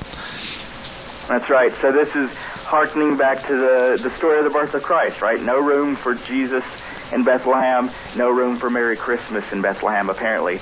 And so it was a school that was allowing a lot of community groups to distribute flyers, letting people know about community activities and whatnot. And this one group, I think it was the Legions, was doing a Christmas event and whatnot, and they included the phrase Merry Christmas in their flyer. And the school district comes along and says, hey, you got to take the word Christmas out. And so they replaced it with, I think, Happy Holiday or one of those generic greetings. And this group was saying, no, that's ridiculous. We want it to say Merry Christmas. This is a national holiday. This is a Christmas event. This is not a holiday, generic holiday event. And so they took a stand and pushed back, and we wrote a letter to the school showing, hey, this is ridiculous. You don't have to do this. You don't have to take down these signs that say Merry Christmas. You don't have to censor the word Christmas. You can celebrate it. You can recognize it. It's a national holiday. Matt, let me ask you, do you hear or do you see behind the scenes some very sinister, evil people at work that may be trying to end Christmas as a federal holiday? What's going on so that we, through programs like mine, can fight back and really make people aware about the evil that's out there in our society? Yeah. It is. This is part of the overall effort. They always laugh at us, say, oh, you guys are all about a war on Christmas. But how can you not listen to stories like this? Efforts to ban 45 seconds of a Bible verse from the 30-minute Charlie Brown Christmas. Efforts to ban nativity scenes and even ban the word Merry Christmas from a sign in a forum program. And not tell me that there's not an effort to go after and remove Christmas and religion and Christianity from any aspects of public life. And that's exactly what we're seeing, is efforts to do this. And every year they come back, and every year we've got to be zealous and take a stand on this and say, these are important. This is important to our country. This is important to our religious heritage, and we do not want and will not stand for this being whitewashed out from our culture. We're going to take a stand on Christmas. And so there absolutely is an effort to remove it. Groups like Freedom From Religion that openly mock Christmas each year and tell people, don't celebrate Christmas, don't celebrate the birth of Christ, just be good for goodness sake, I think is one of the signs I saw them put out. But it is all of this effort to remove the religious origins from Christmas in our public celebration. Matt, how did this group you just mentioned, the Freedom From Religion people, how did they get so much power? How did they get so much notoriety? And how can I, as a radio talk show host, absolutely push them into the backyard and maybe out of existence? What can I do? Yeah, these guys are bullies. It's right there in their name. Their goal is to create a society that is completely free from religion. They don't like religion. They don't want it anywhere. That is their open goal about it. And the way you respond to a bully is what we've always done. Back in elementary school, you stand up to them. You don't let them push you around. You call out their threats as what they are, as empty threats, and you take a stand for what's right and for what's constitutional and what is good for our society and our culture. And that's what it takes. Every time they send these letters and they send these threats, we always get some school officials or government entities that cower and back down, and they've got to have a spine, and they've got to have courage, and they've got to take a stand, because that is the only way that we can continue to triumph, is through people and government officials taking a stand year after year, never giving up, never wavering, but resting assured that the law is on their side, that their citizens are on their side, and that it's the right thing to do. And if they ever get sued or threatened, let ADF be their first call, because we want to represent them, we want to defend them, and take a stand for what is right and good and constitutional. You know, what you just said is so true, and I've said this to a lot of people, and I've spoken to various groups, say, hey, don't kowtow to these people. If they make a threat that you'd better take down that nativity scene, or you'd better not do this, or you'd better not do that, stand up to them and just basically stick your chin out and say, we know people that will come in and represent us, and you are a farce, you're a phony, and we're not scared of you any longer. Hit the trail, Jack. We'll call the Alliance Defending Freedom. And I wish more people would understand that these people, like you said, are punks and bullies, and they're really kind of riding in on the coattails of, oh, you're going to be so scared you're going to quit the event, but really they will back down and probably cower once we mention your name or the Alliance Defending Freedom. Is that true? That's absolutely right, is that these groups, they want to come in, they want to threaten, but often they're empty threats. They're not going to follow them through with a lawsuit. And when we've seen groups take a stand, government entities and schools take a stand, and we're willing to stand with them, a lot of times that's all it takes to have Freedom From Religion back down. God bless you, and I mean that. Matt Sharp, lawyer with the great group, Alliance Defending Freedom, and I've been so blessed to have them on this program for many, many years. Matt, Merry Christmas. That's what it is. That's what we call it, and a Happy New Year, and please come back. Absolutely. A Merry Christmas and Happy New Year to you and your listeners. Thank you very, very much. Matt Sharp, and he's been on the program many times with the Alliance Defending Freedom. I just want to throw something in here. Let's not be cowards anymore. Let's not be milquetoast little, oh, I can't do that. Somebody might sue me. Stand up. Stand up to these people, these evil, evil people. And tell them, basically, bring it on. Bring it on. You know, I honestly see the day coming because of our cowardice. That somebody's going to be driving down the highway on a public road and they're going to say, well, I saw this nativity scene on private property and it offended me, so it's got to come down. Honestly, I've heard other stories in other locations where this is starting to be a little bit of a problem. I'm not ever going to take mine down. I'm very proud of the nativity scenes that we have. Why in the world can't school administrators and church leaders get a backbone and a spine and stand up to these vermin? these punks, and these absolute purveyors of hatred. I don't know. They bullied one person, and this is what's so despicable to me. One person in Johnson County, Kentucky, made them change and stop their version of the Charlie Brown Christmas. One person. Where is the bravery? Where is the standing up against these contemptible people? And you hear it all the time. Well, one person complained. Let's shut down the whole thing. Let's not have the choir sing Silent Night. Let's not have the choir sing, "Oh, Come All Ye Faithful." Whoa, one person might complain. Run and hide under your rock. America, stand up. Get some backbone and stop being such a bunch of cowards. Caller, good morning. You're on the air. Good morning, Fred. on this, I have a second grader and a kindergartner going to Door Shack, and the other day they were visiting around the tree, and brother turns to sister and says, and Lexi, you just cannot say Jesus' name. We can't talk about church. We can't say nothing. Who said that? Who said that? Wait a minute. I did not like the sound of that or the look on their faces. And I just wonder where that comes from. Who mandates that? Who said that? The state? What? And who do we call to complain, or what do we do? Right here. And I will go get one of the lawyers from that ADF that I just had on this program, and I will sick them on to anybody, any teacher, any school, any administrator. I don't care who it is. We saw some cowardice come up over at the Rupert Post Office, and they took down the nativity scene, and it's a federal holiday recognizing the birth of Jesus, and they didn't have the backbone to keep the nativity scene on the window. That is despicable. And I'm upset about this, and I don't care who knows it. Fight back, people. Don't be cowards. I just don't know what it is about the masses of Americans right now that, the minute somebody cries a complaint, they go, "Oh my goodness sakes, we offended somebody. Why, we better run and hide. Here, take this sponge and wipe off the nativity scene. Here, take this off and wipe out the shining star with the wise man." Oh, we can't have that. Yes, you can. Yes, you can.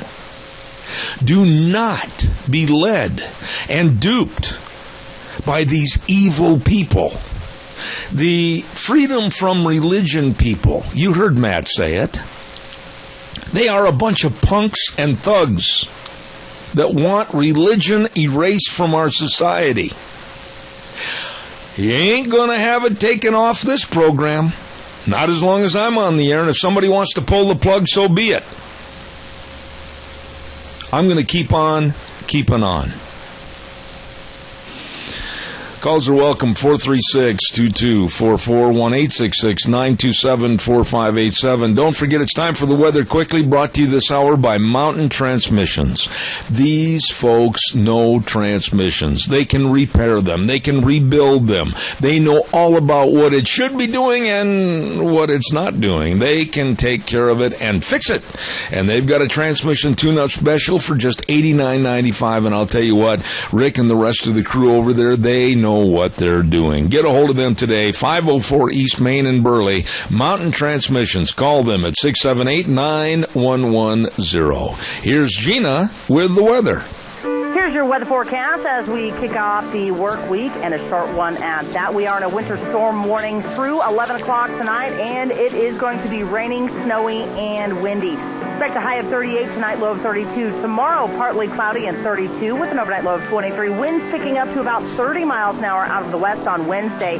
high of 30. For Christmas Eve, we're looking at afternoon snow showers in 28 and morning snow showers for Christmas Day, high of 21. Yesterday's high was 36 and the overnight low was 30. So that's your weather for 7th Ranch. I appreciate that, Gina. Thank you very much. Brought to everybody by Mountain Transmissions. We had Rick on the phone with us the other day. This man knows transmissions and how to take care of them and fix them at 504 East Main in Burley. Mountain Transmissions, 678-9110. Thank you.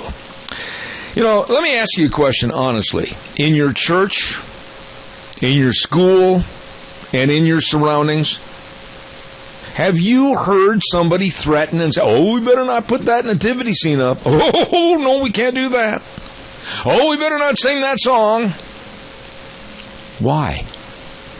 It's Christmas, the birth of Jesus, the Savior of the world. Now, if you don't believe that, fine.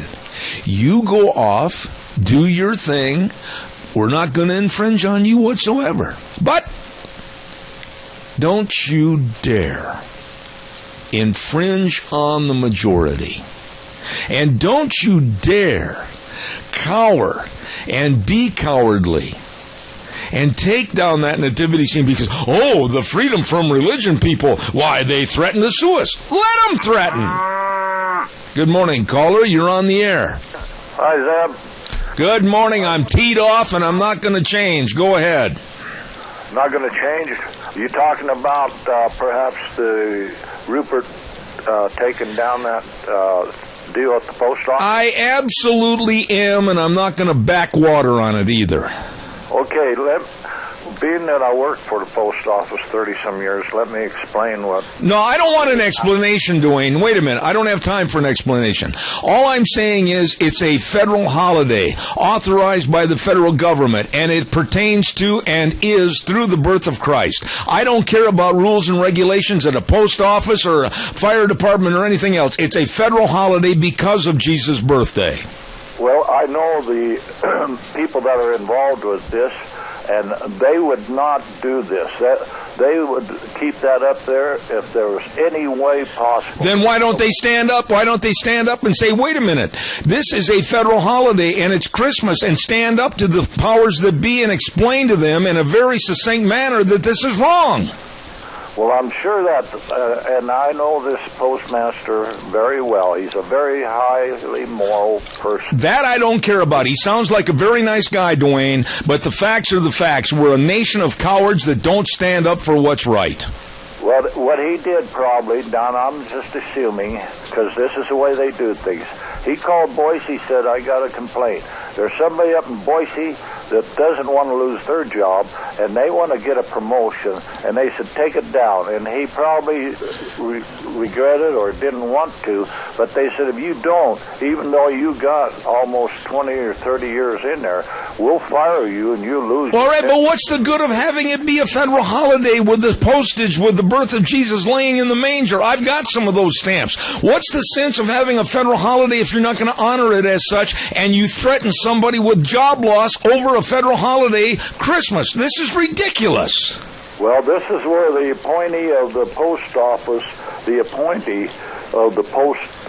up there in Washington needs to step up. And all you got is a bunch of Democrats up there that, I don't know if they believe, well, I'm not saying all Democrats, but I'm saying this bunch, all they are worried about is their careers and their retirement. I agree. I got to run to the news, Dwayne, but honestly, and I do mean this when I say this, I appreciate your call. I appreciate the fact that you've spent years with the post office, but the fact remains, we as a whole are a nation of cowards, and we're letting people like the Freedom from Religion people walk all over us, and we should not let that happen. God bless you. I agree with you, and I think we need people to stand behind this fellow and take it out of his hands and just go after him up there in Boise and up in Washington. I agree with you. Dwayne, thank you so much. I do appreciate it. Merry Christmas. Got to run to the news. I'm late.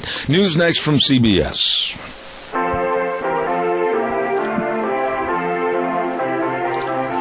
It's Merry Christmas on this program, and it always will be Merry Christmas, and God bless you and yours at this very, very wonderful Christmas season, all the things going on, all the family gatherings, the church gatherings, etc. Thank you very much. I'm Zeb Bell at Zeb at the Ranch with our major sponsor, your Magic Valley Les Schwab Tire Centers, all 7 locations serving you, along with some of our great advertisers, including Western Waste Services, always at your disposal. Call 734-6969. We're going to have our guest with us in a moment, but first of all, the Chadwick Sports Grill. They've got a special for you today at 139 West Main in Burley for lunch that is absolutely going to warm you up and make you feel good. Super Spuds, topped with all the fixings, served with veggies and super salad. Oh, Super Spuds at, of course, the Chadwick Sports Grill, 139 West Main in Burley. You stop in and see them today. They wish you and yours a very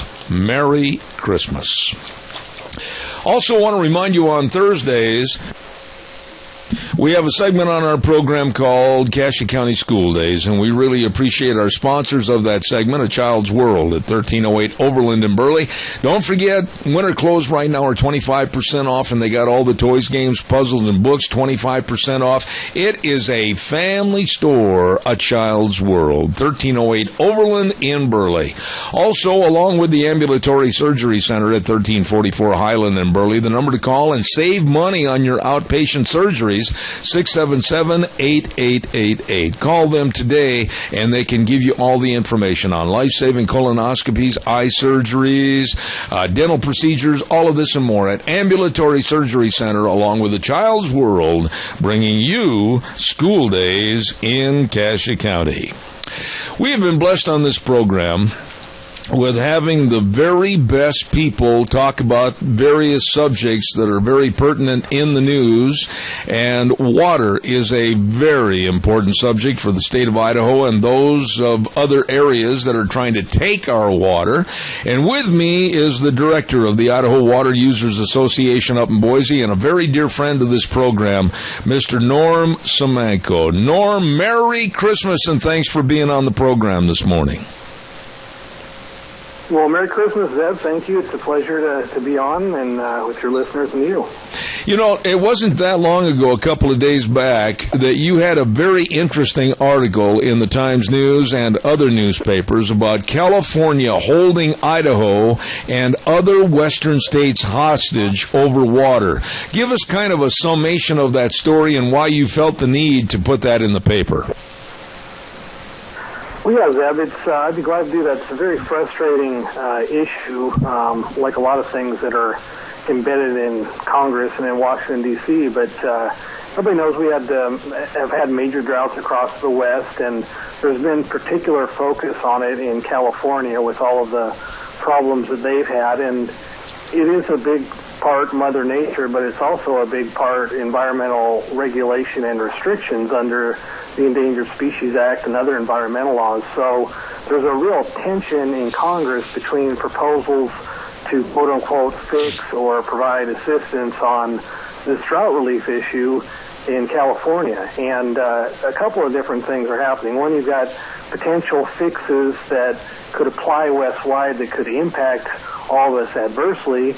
And then you've also got solutions that are California-specific that don't do anything to help in the West. So basically what we were doing in this editorial is saying, look, don't, Barbara Boxer, Diana Feinstein, don't take your solutions for California, particularly the ones that are more restrictive environmentally, and impose them on the entire West in the name of solving the drought.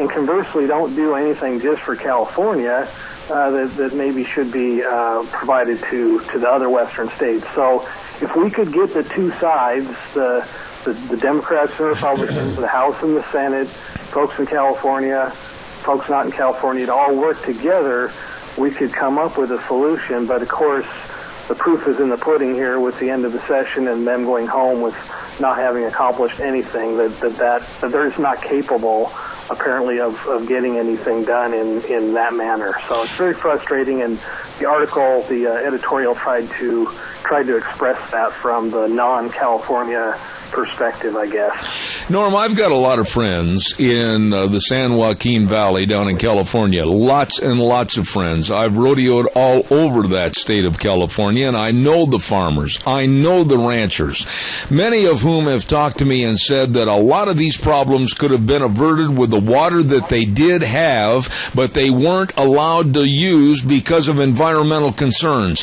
When are we ever going to get a backbone in this country for human beings over and above stupid little inch-long smelt that are clogging up filters, and let the farmers grow the crops to feed the people?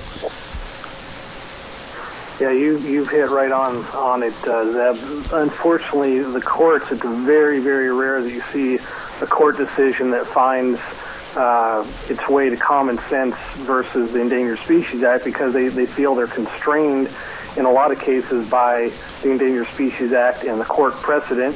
And then in other cases, you can look at it and say, I think that judge may have even been biased against, in favor of the fish. But the bottom line is, until Congress steps in and amends the Endangered Species Act to put people on the same level as the listed critters, you're going to have decisions like in California, and it makes it easier to understand why people call it a man-made drought or a regulatory drought when, forget the real drought year from Mother Nature. You get to a normal water year, and let's just try to lay it on top of what we've got in southern Idaho there.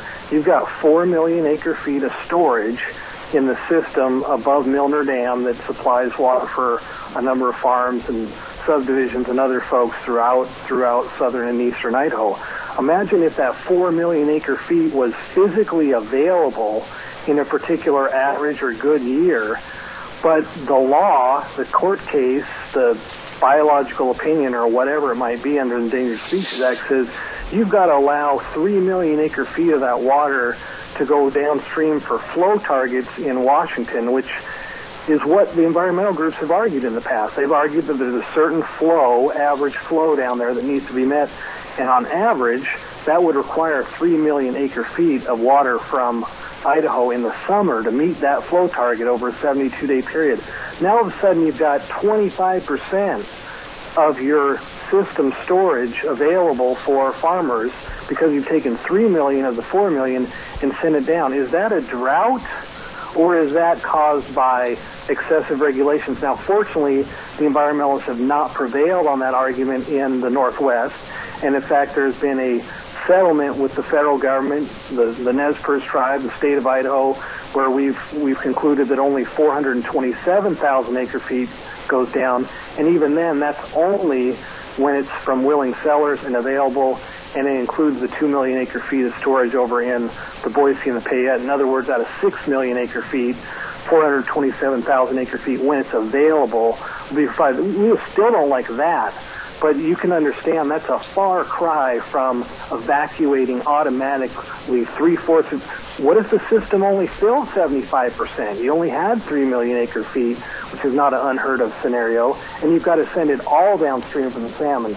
That's the kind of nonsense and result that they're dealing with down in the San Joaquin, unfortunately, to try to compare it to our system in southern Idaho. It's atrocious. Let me ask you this, Norman. You're fading in and out on me a little bit there on that cell phone, so I'll be very cautious about asking you to please hold that really still. But, Norm, honestly, I'm not trying to point my finger in a derogatory fashion at the Republican Party, but, I really had high aspirations and hopes that when they took over the Senate and they took over the House, that we could get rid of a lot of this idiocy and start to apply common sense. Where is it? It's coming. If you look at folks like Rob Bishop from Utah, who's the chairman of the House Resources Committee, he very much wants to fix this. He hasn't been in the position yet as a new chairman where he can get everything done that he wants, but it's coming. And in the Senate, you've got a majority that's only been there this past year, and there are people that want these things to be fixed. They're not quite there with the leadership yet. They're certainly not there with the president and his ability to veto things yet. They're not there with the cloture and the ability to shut down filibusters in the Senate. So you got all kinds of procedural excuses and arguments of why things can't get done. but it's there. The emerging desire and need to get things done is there. And I think it will be coming after this next election cycle. People are sick and tired of being sick and tired and not getting anything done. Yeah, but that being said, and we're good enough friends, you've been on this program for many years, and I respect you and everything you do. But you know as well as I do that if Hillary Clinton becomes the president, it could even get worse than what it is right now under Obama. This woman is absolutely, I think, very treacherous for anything and everything that has common sense in this country. What happens if she becomes president?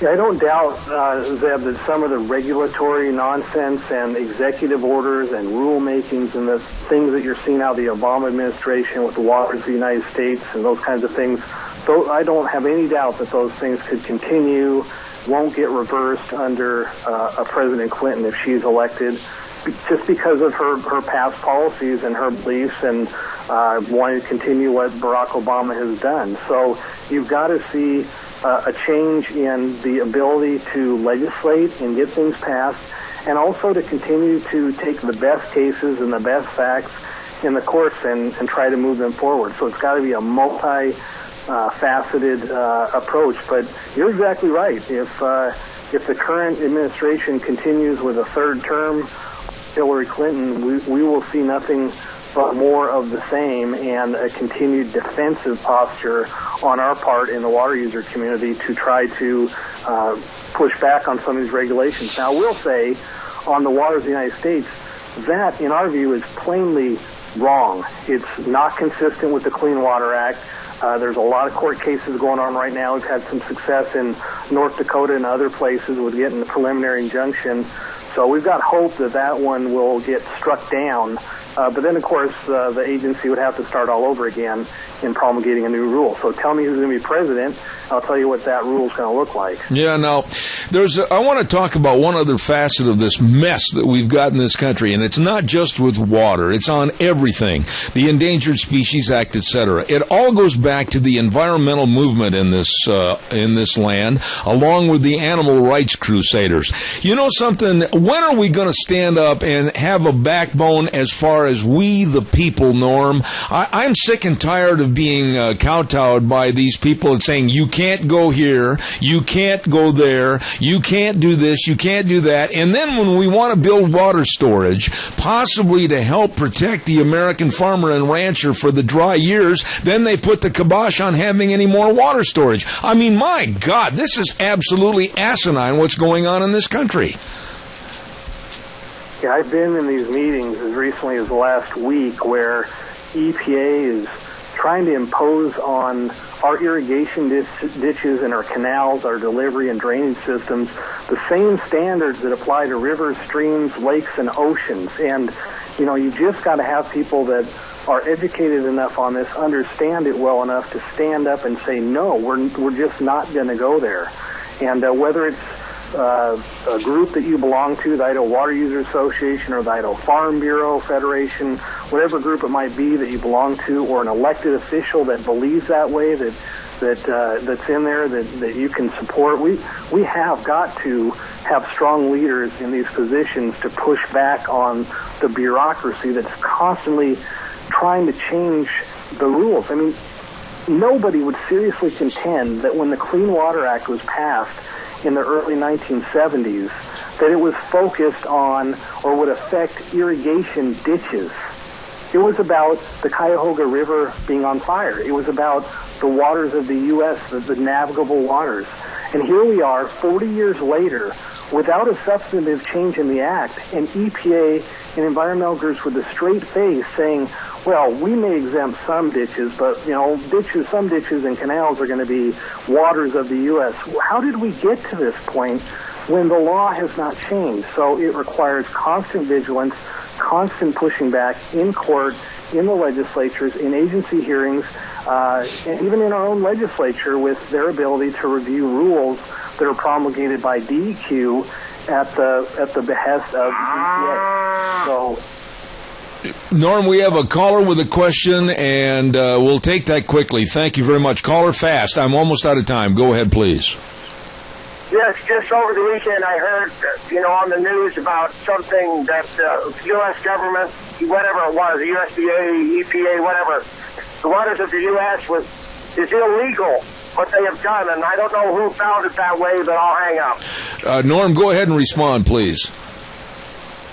Yeah, there was in the news recently that EPA was pushing its rule during the rulemaking process through social media, and that's found to be illegal, which is great. Everybody knew it was illegal, but the question is, so what?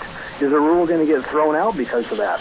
In the meantime, we're in federal district court, the state of Idaho is, in federal district court in North Dakota with several other states saying this rule was adopted without following the correct procedures. The rule is far afield from what was proposed, and nobody could really accurately know what was being adopted. That's a no-no in administrative law. It's going to vastly and significantly impact the states, because the states are going to be stuck with all these new waters of the United States. And under the Clean Water Act, the state's the one that adopts water quality standards, enforces the designated uses, determines if they're being met, adopts TMDLs, on and on and on. So huge impact on the states and the taxpayers of the state. The court already found that in granting a preliminary injunction. And also the court found that there's a likelihood the states are going to win on the substance, that the rule is beyond the scope of the Clean Water Act. EPA went too far. And even the Corps of Engineers in their comments on the rulemaking internally noted that it wasn't consistent with the Clean Water Act. So I think the caller's on to something. I think we've got a good case to try to get this particular rule knocked out. It's going to take time and a lot of vigilance in the courts by the various states and the different interest groups that are fighting this. Well, I'll just come right out and say it. This is me speaking, Zeb Bell, not Norm. But the EPA is comprised of a bunch of thugs and punks that have assumed power way over and above anything that was expected of the EPA in its origination. And when they can start shutting down a rancher in Wyoming that went through the proper channels with the state of Wyoming to build a little pond, not only to water his livestock, but was also used for the wildlife in this area, and they can threaten him with $75,000 a day fines. This is nothing more than a bunch of punks that have been power hungry and they need to be shut down, but nobody's got the guts to look them in the eye and tell them they're wrong. Yeah, Zeb, I guess the way I'd characterize it is I had an EPA person ask me the other day, if you found that the water in your irrigation ditches was meeting a certain standard, wouldn't you want it to stay that clean? And my answer was, yes, but I don't need EPA to tell me to do it. We can do that ourselves. We've been doing it for 100 years. Leave us alone.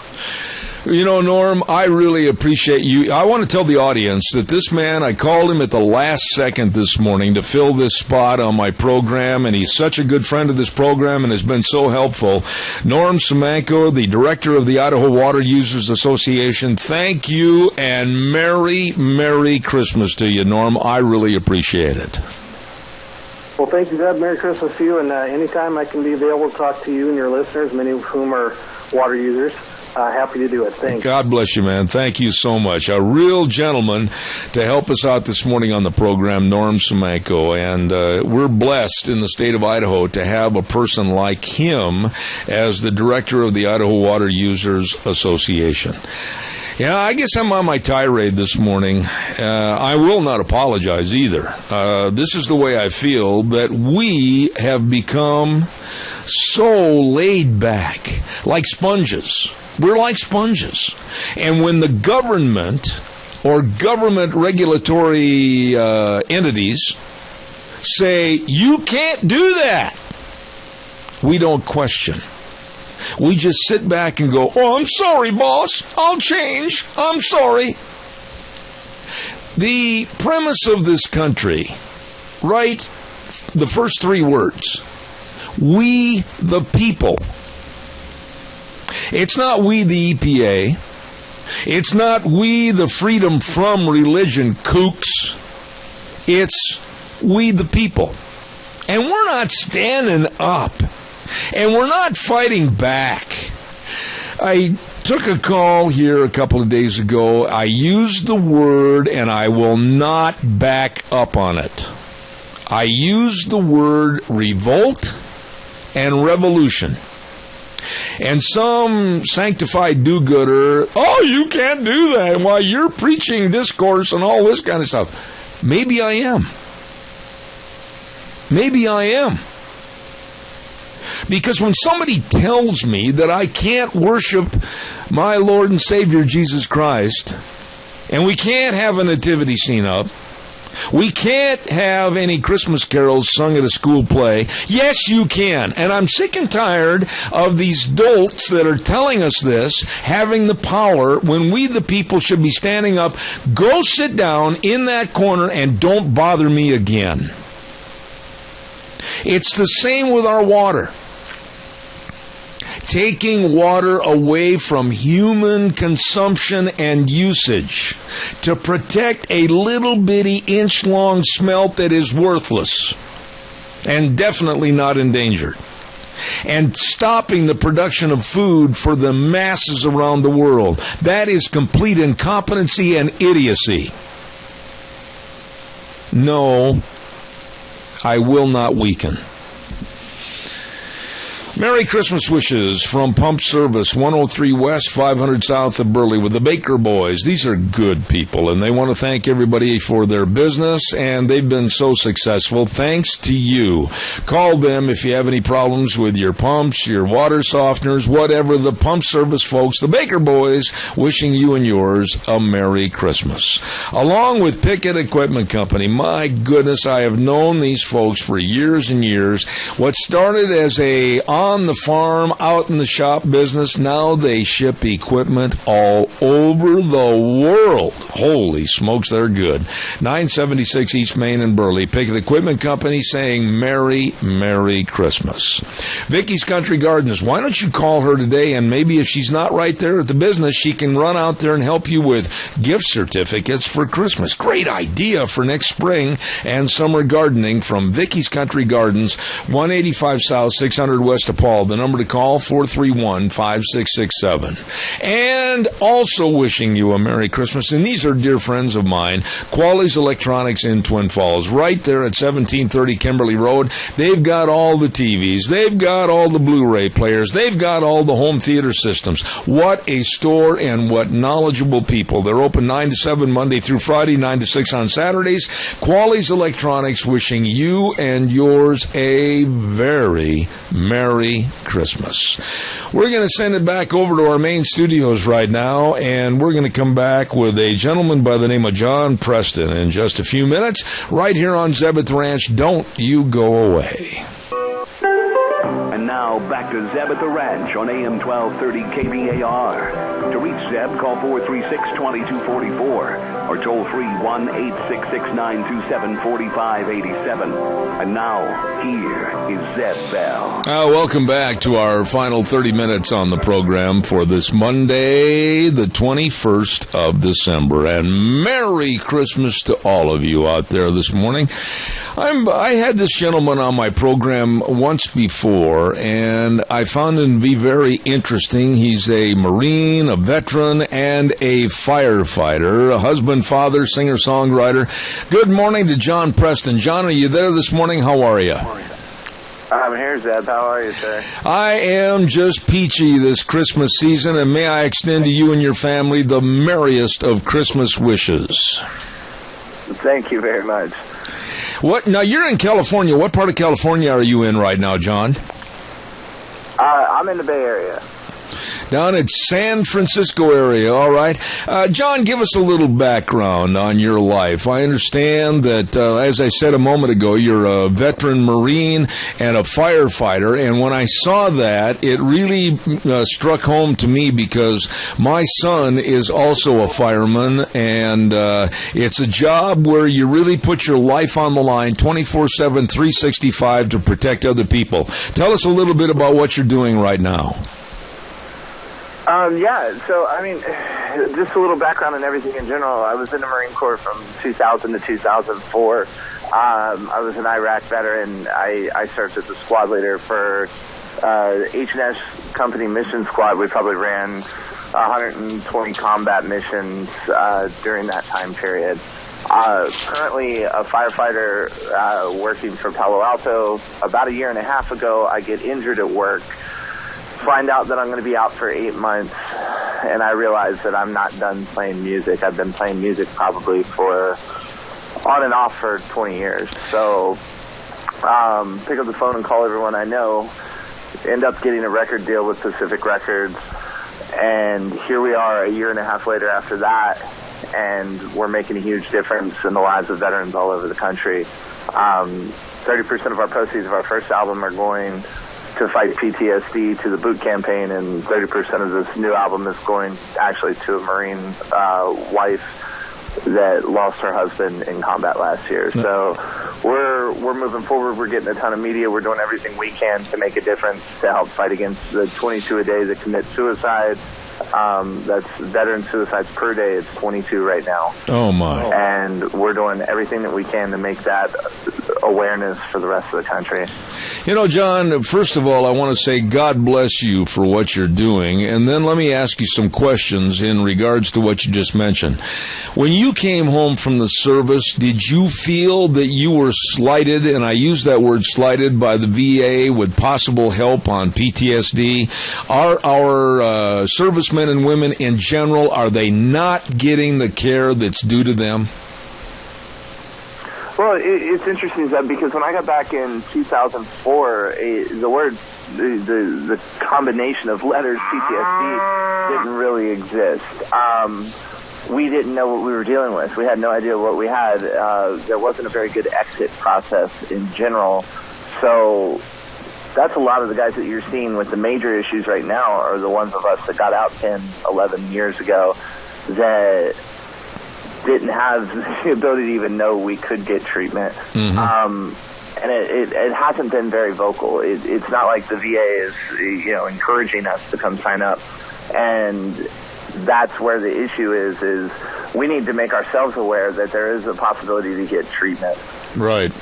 Now, John, we have a caller, and then I want to come back and I want to pursue that a little bit more. But caller, quickly, you're on the air. Go ahead, please.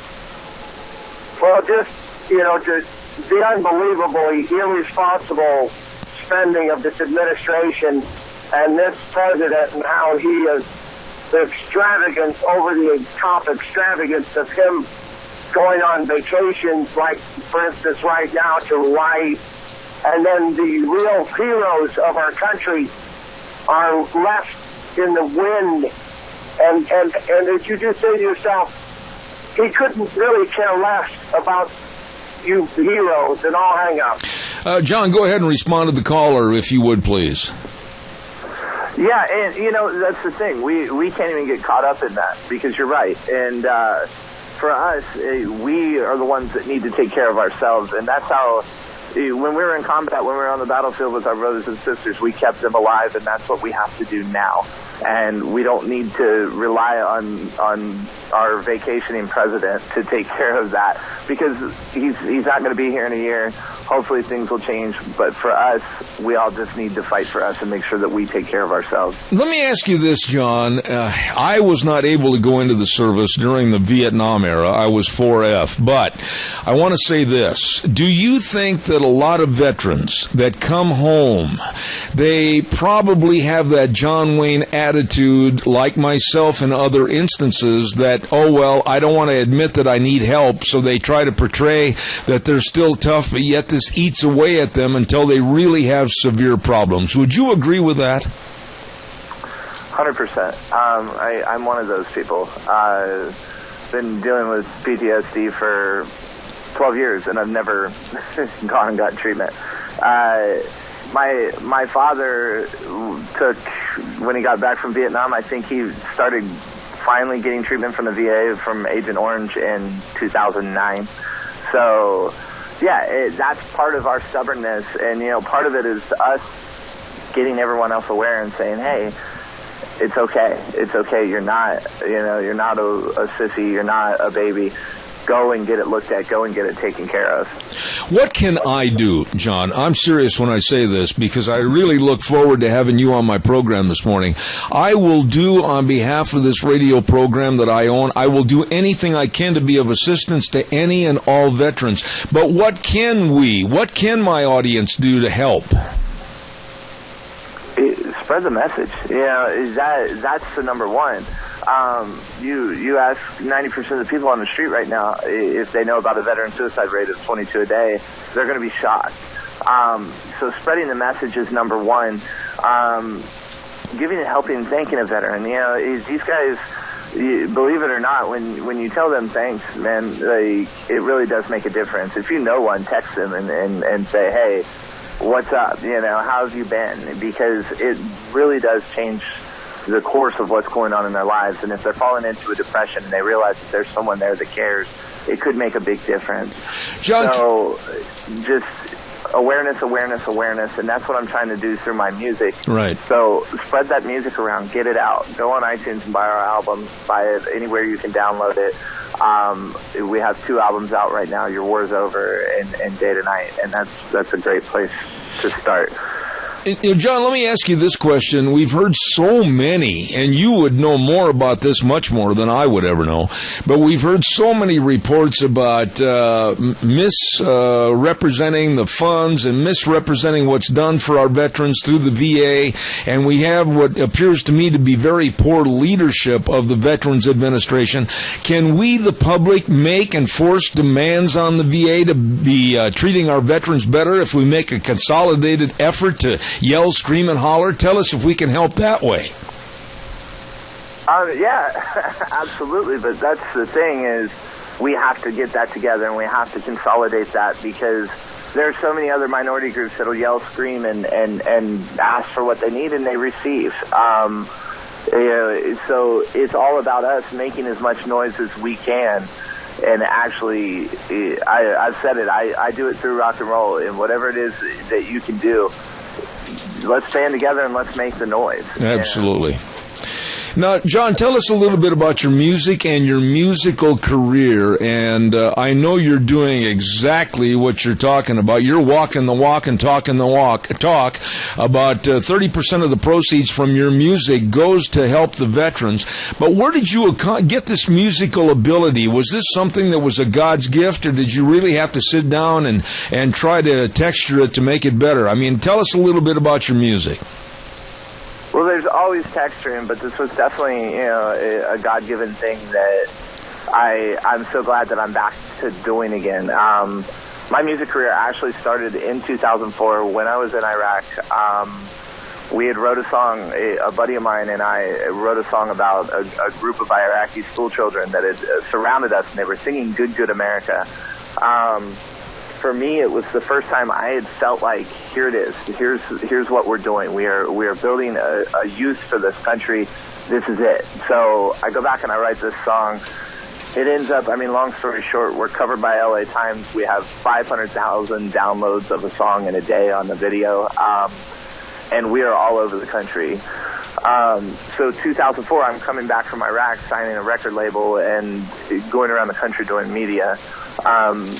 It kind of fizzled out over time, and here I am, 11 years later, back with a better mission and working harder than I ever had to make sure that we make a difference. And we've created phenomenal music. I have an outstanding producer at Pacific Records that has just created music that I never thought I could make. And that's really, that's been the kicker and pushed over the edge is everybody that gets a chance to watch our videos and see our music. By the way, go on YouTube, go to Facebook, watch our videos. They have an opportunity to see that. They know that they're listening to mainstream music that will be in the charts, John, what about the writing and the choreography of the music? Did you do all of this yourself as far as all the songs, the lyrics, and the choreography, the music? Did you do all that yourself? Yeah, absolutely. The producer, once we get in, he helps build the song as far as adding sounds, maybe changing a chord here or there.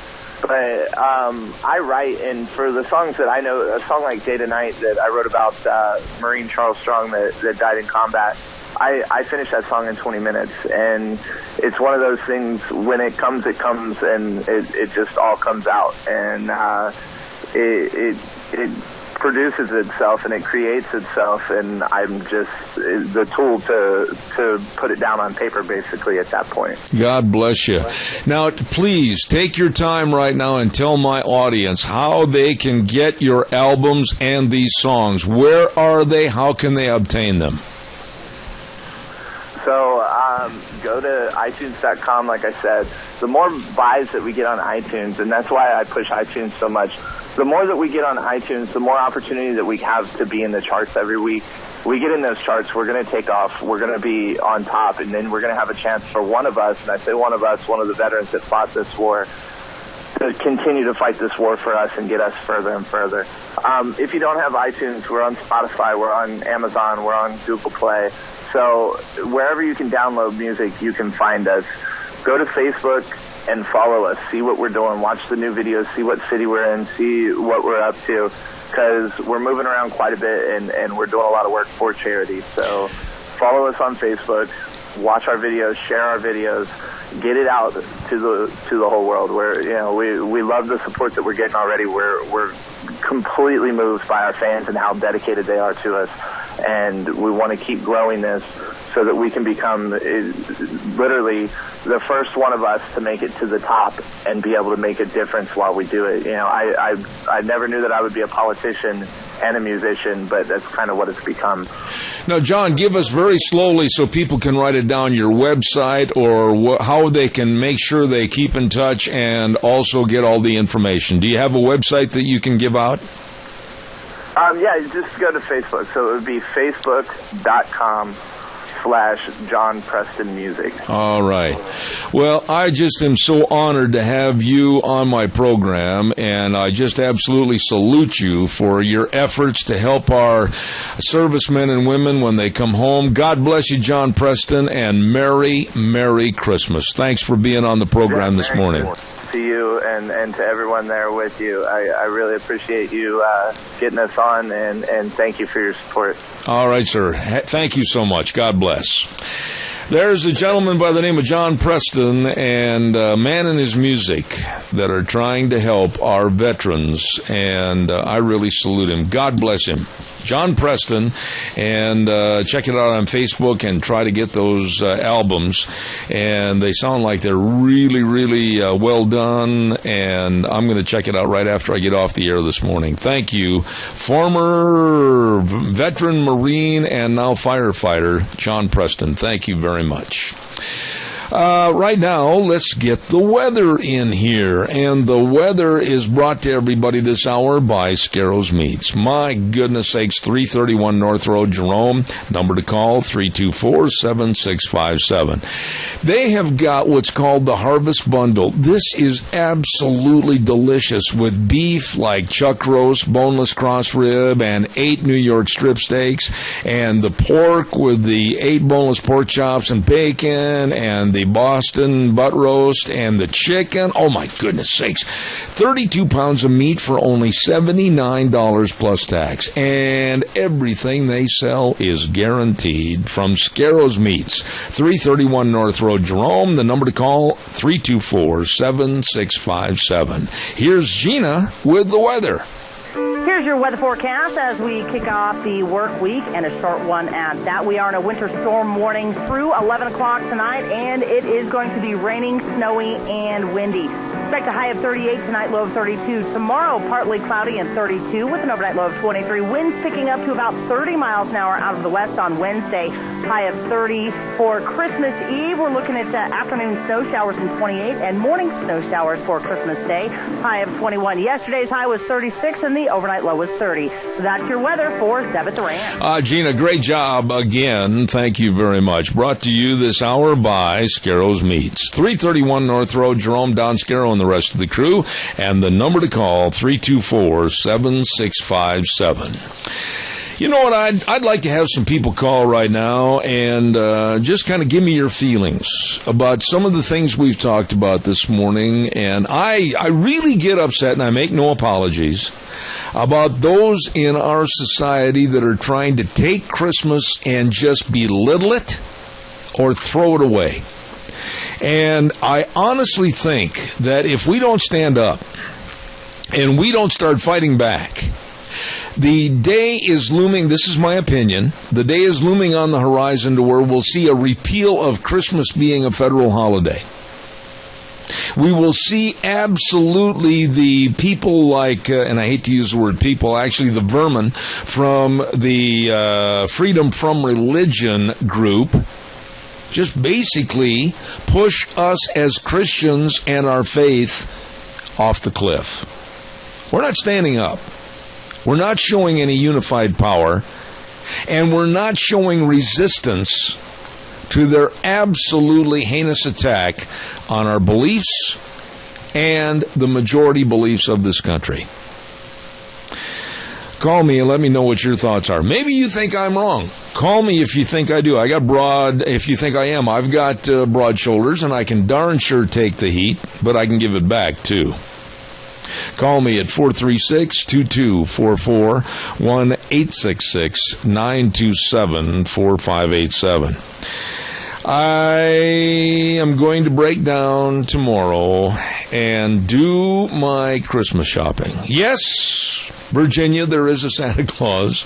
Yes, I have waited again till the 11th hour, almost. And yes, I'm going to break down tomorrow and get my Christmas shopping done. And how many of you are all done? And maybe you've got some outstanding gift-giving ideas for a husband, for his wife. That I'd really appreciate hearing. I'm having a hard time trying to figure out what to do, what to get, etc. So give me a call at 436-2244, 1-866-927-4587. Wheels, have you got all your Christmas shopping done for this year? I do. You do? I do. How come you're so much better than everybody else? Well, thanks for putting me on the spot. No, I mean, I really salute you if you've got all your Christmas shopping done. I salute you for having the tenacity to go get it finished and everything. I always keep putting it off till the 11th hour, and I got to be really frank with you. I haven't got a clue what I'm going to go get, Deanne. Well, and to be honest, I kind of just, I know it's not much, but I kind of keep it small. I plan on doing something for my grandparents, each one of them, and I plan on doing something for my mom. And, of course, you already know I got you and Deanne something, so that kind of checks the list, yeah. Well, I tell you something. You and your grandmother was at the Denny's old-fashioned Christmas the other day. What a nice lady. And we thank you and her. And, you know, it's that time of the year where it doesn't matter really how big a price tag is on an item. It's the thought that counts for each and every individual. And, you know, it's also that wishing of God bless and Merry Christmas. Boy, I just love those words. Exactly. I do too, and, you know, I hate it that they're trying to put in Happy Holidays instead of Merry Christmas. I saw that on the bulletin over at East, that they're starting to do that now in the schools, and it ticks me off, but for Deanne, for you, for an idea for her for Christmas. Yeah, go ahead. Nobody's listening. Even though she has two radios out in the other room that are on, I'm sure she won't hear your comments, so go ahead. Well, I know I'm a millennial, but I think... by the way, with those two it's up to $4.50. Correct. I think you should keep it traditional. I think that you know, some flowers and a nice card and something small, you know, I think that does a really good impact on somebody. You know, it's like you said, it's more the thought that counts more than anything. And you can keep it small. From my banker to you, thank you for saying keep it small, because my checkbook is at about that level, very small right now. Thank you very much. And see, I think flowers and a nice card and something small. Sounds pretty nice. All right. My wife just walked in, and naturally she wasn't listening to anything you said, and she mouthed the words. She said, "It better not be small." Okay, so I got to go get her a big gift. Okay. And I'll get the phone call. All right, buddy. Hey, while you're doing that, I'm going to tell everybody about your Magic Valley Les Schwab Tire Centers. All 7 locations serving you, and service is the key word, with all the traction tires and, of course, the studded snow tires, the tire chains, the snow wheels. They're ready to get you through all the snow, the ice, and the muck. And, of course, the best in batteries. And when you put your foot on the brake, you want to stop, well, they'll guarantee it. You better believe it. Professionally trained technicians, premium quality parts, the industry's best brake warranty at your Magic Valley Les Schwab Tire Centers. Don't forget to all the front end alignments and the shocks and struts. Oh my goodness, all of this and more at your Magic Valley Les Schwab Tire Centers. Lane and Rupert, Dave on Blue Lakes and Twin, Mike and Buell, Mike and Jerome, the Twist family and Paul, John on Poline in Twin Falls, and Randy on Overland and Burley, your Magic Valley Les Schwab Tire Centers. Caller, quickly, you're on the air. Go ahead. Good morning, Zeb. Yes, sir. You know, I kind of like Wheels, kind of nostalgic. I'm a younger guy, but I like older things, so my favorite thing to do around Christmas time is Christmas Eve. Take my dear sweetheart and my little girl now and drive around and look at Christmas lights. It costs a little bit in gas, but, you know, to see the excitement in my little daughter's eyes and just experience the time of sitting and talking with my wife, it's pretty cool. It's magical. I love it. You know what? Better than going Christmas shopping. You are just like I am. We always reserve a little time, and tomorrow night we're going to do that. And we go check out some of the great locations that have a lot of great displays of lights and Santa Claus and the nativity scenes. Absolutely, that's a major part of Christmas. Riley, Merry Christmas to you. Thanks. You too. We went up Rock Creek twice, just for the little one. Went through it twice. Oh, it's beautiful. It's beautiful. Thank you so much. Yeah, there's a lot of great Christmas out there available with the lights and the displays and everything, and I really urge you to take part in it. Now, tomorrow, that is an interesting subject right now because I haven't got all my guests formulated for tomorrow. I know Frosty Woldridge is going to be on the program. I know that Dr. History is going to be on the program, but then we have a couple of holes to fill, which we will. So don't forget to tune in tomorrow morning at 8:06. Zeb at the Ranch right here on KBAR 1230, streaming live on the internet, zebbell.com. Now, Wheels, do you have a Christmas carol all lined up for us to wrap up the program for this morning? I do, sir. I have "Oh Little Town of Bethlehem" by Tennessee Ernie Ford. One of my very favorites, and so until tomorrow morning at 8:06, God bless everybody, and remember, Merry Christmas. You're listening to Zeb at the Ranch. Be sure you're hearing everything with Mount Harrison Audiology. Call them for an appointment, 312-0957. See you tomorrow, Wheels. Thank you.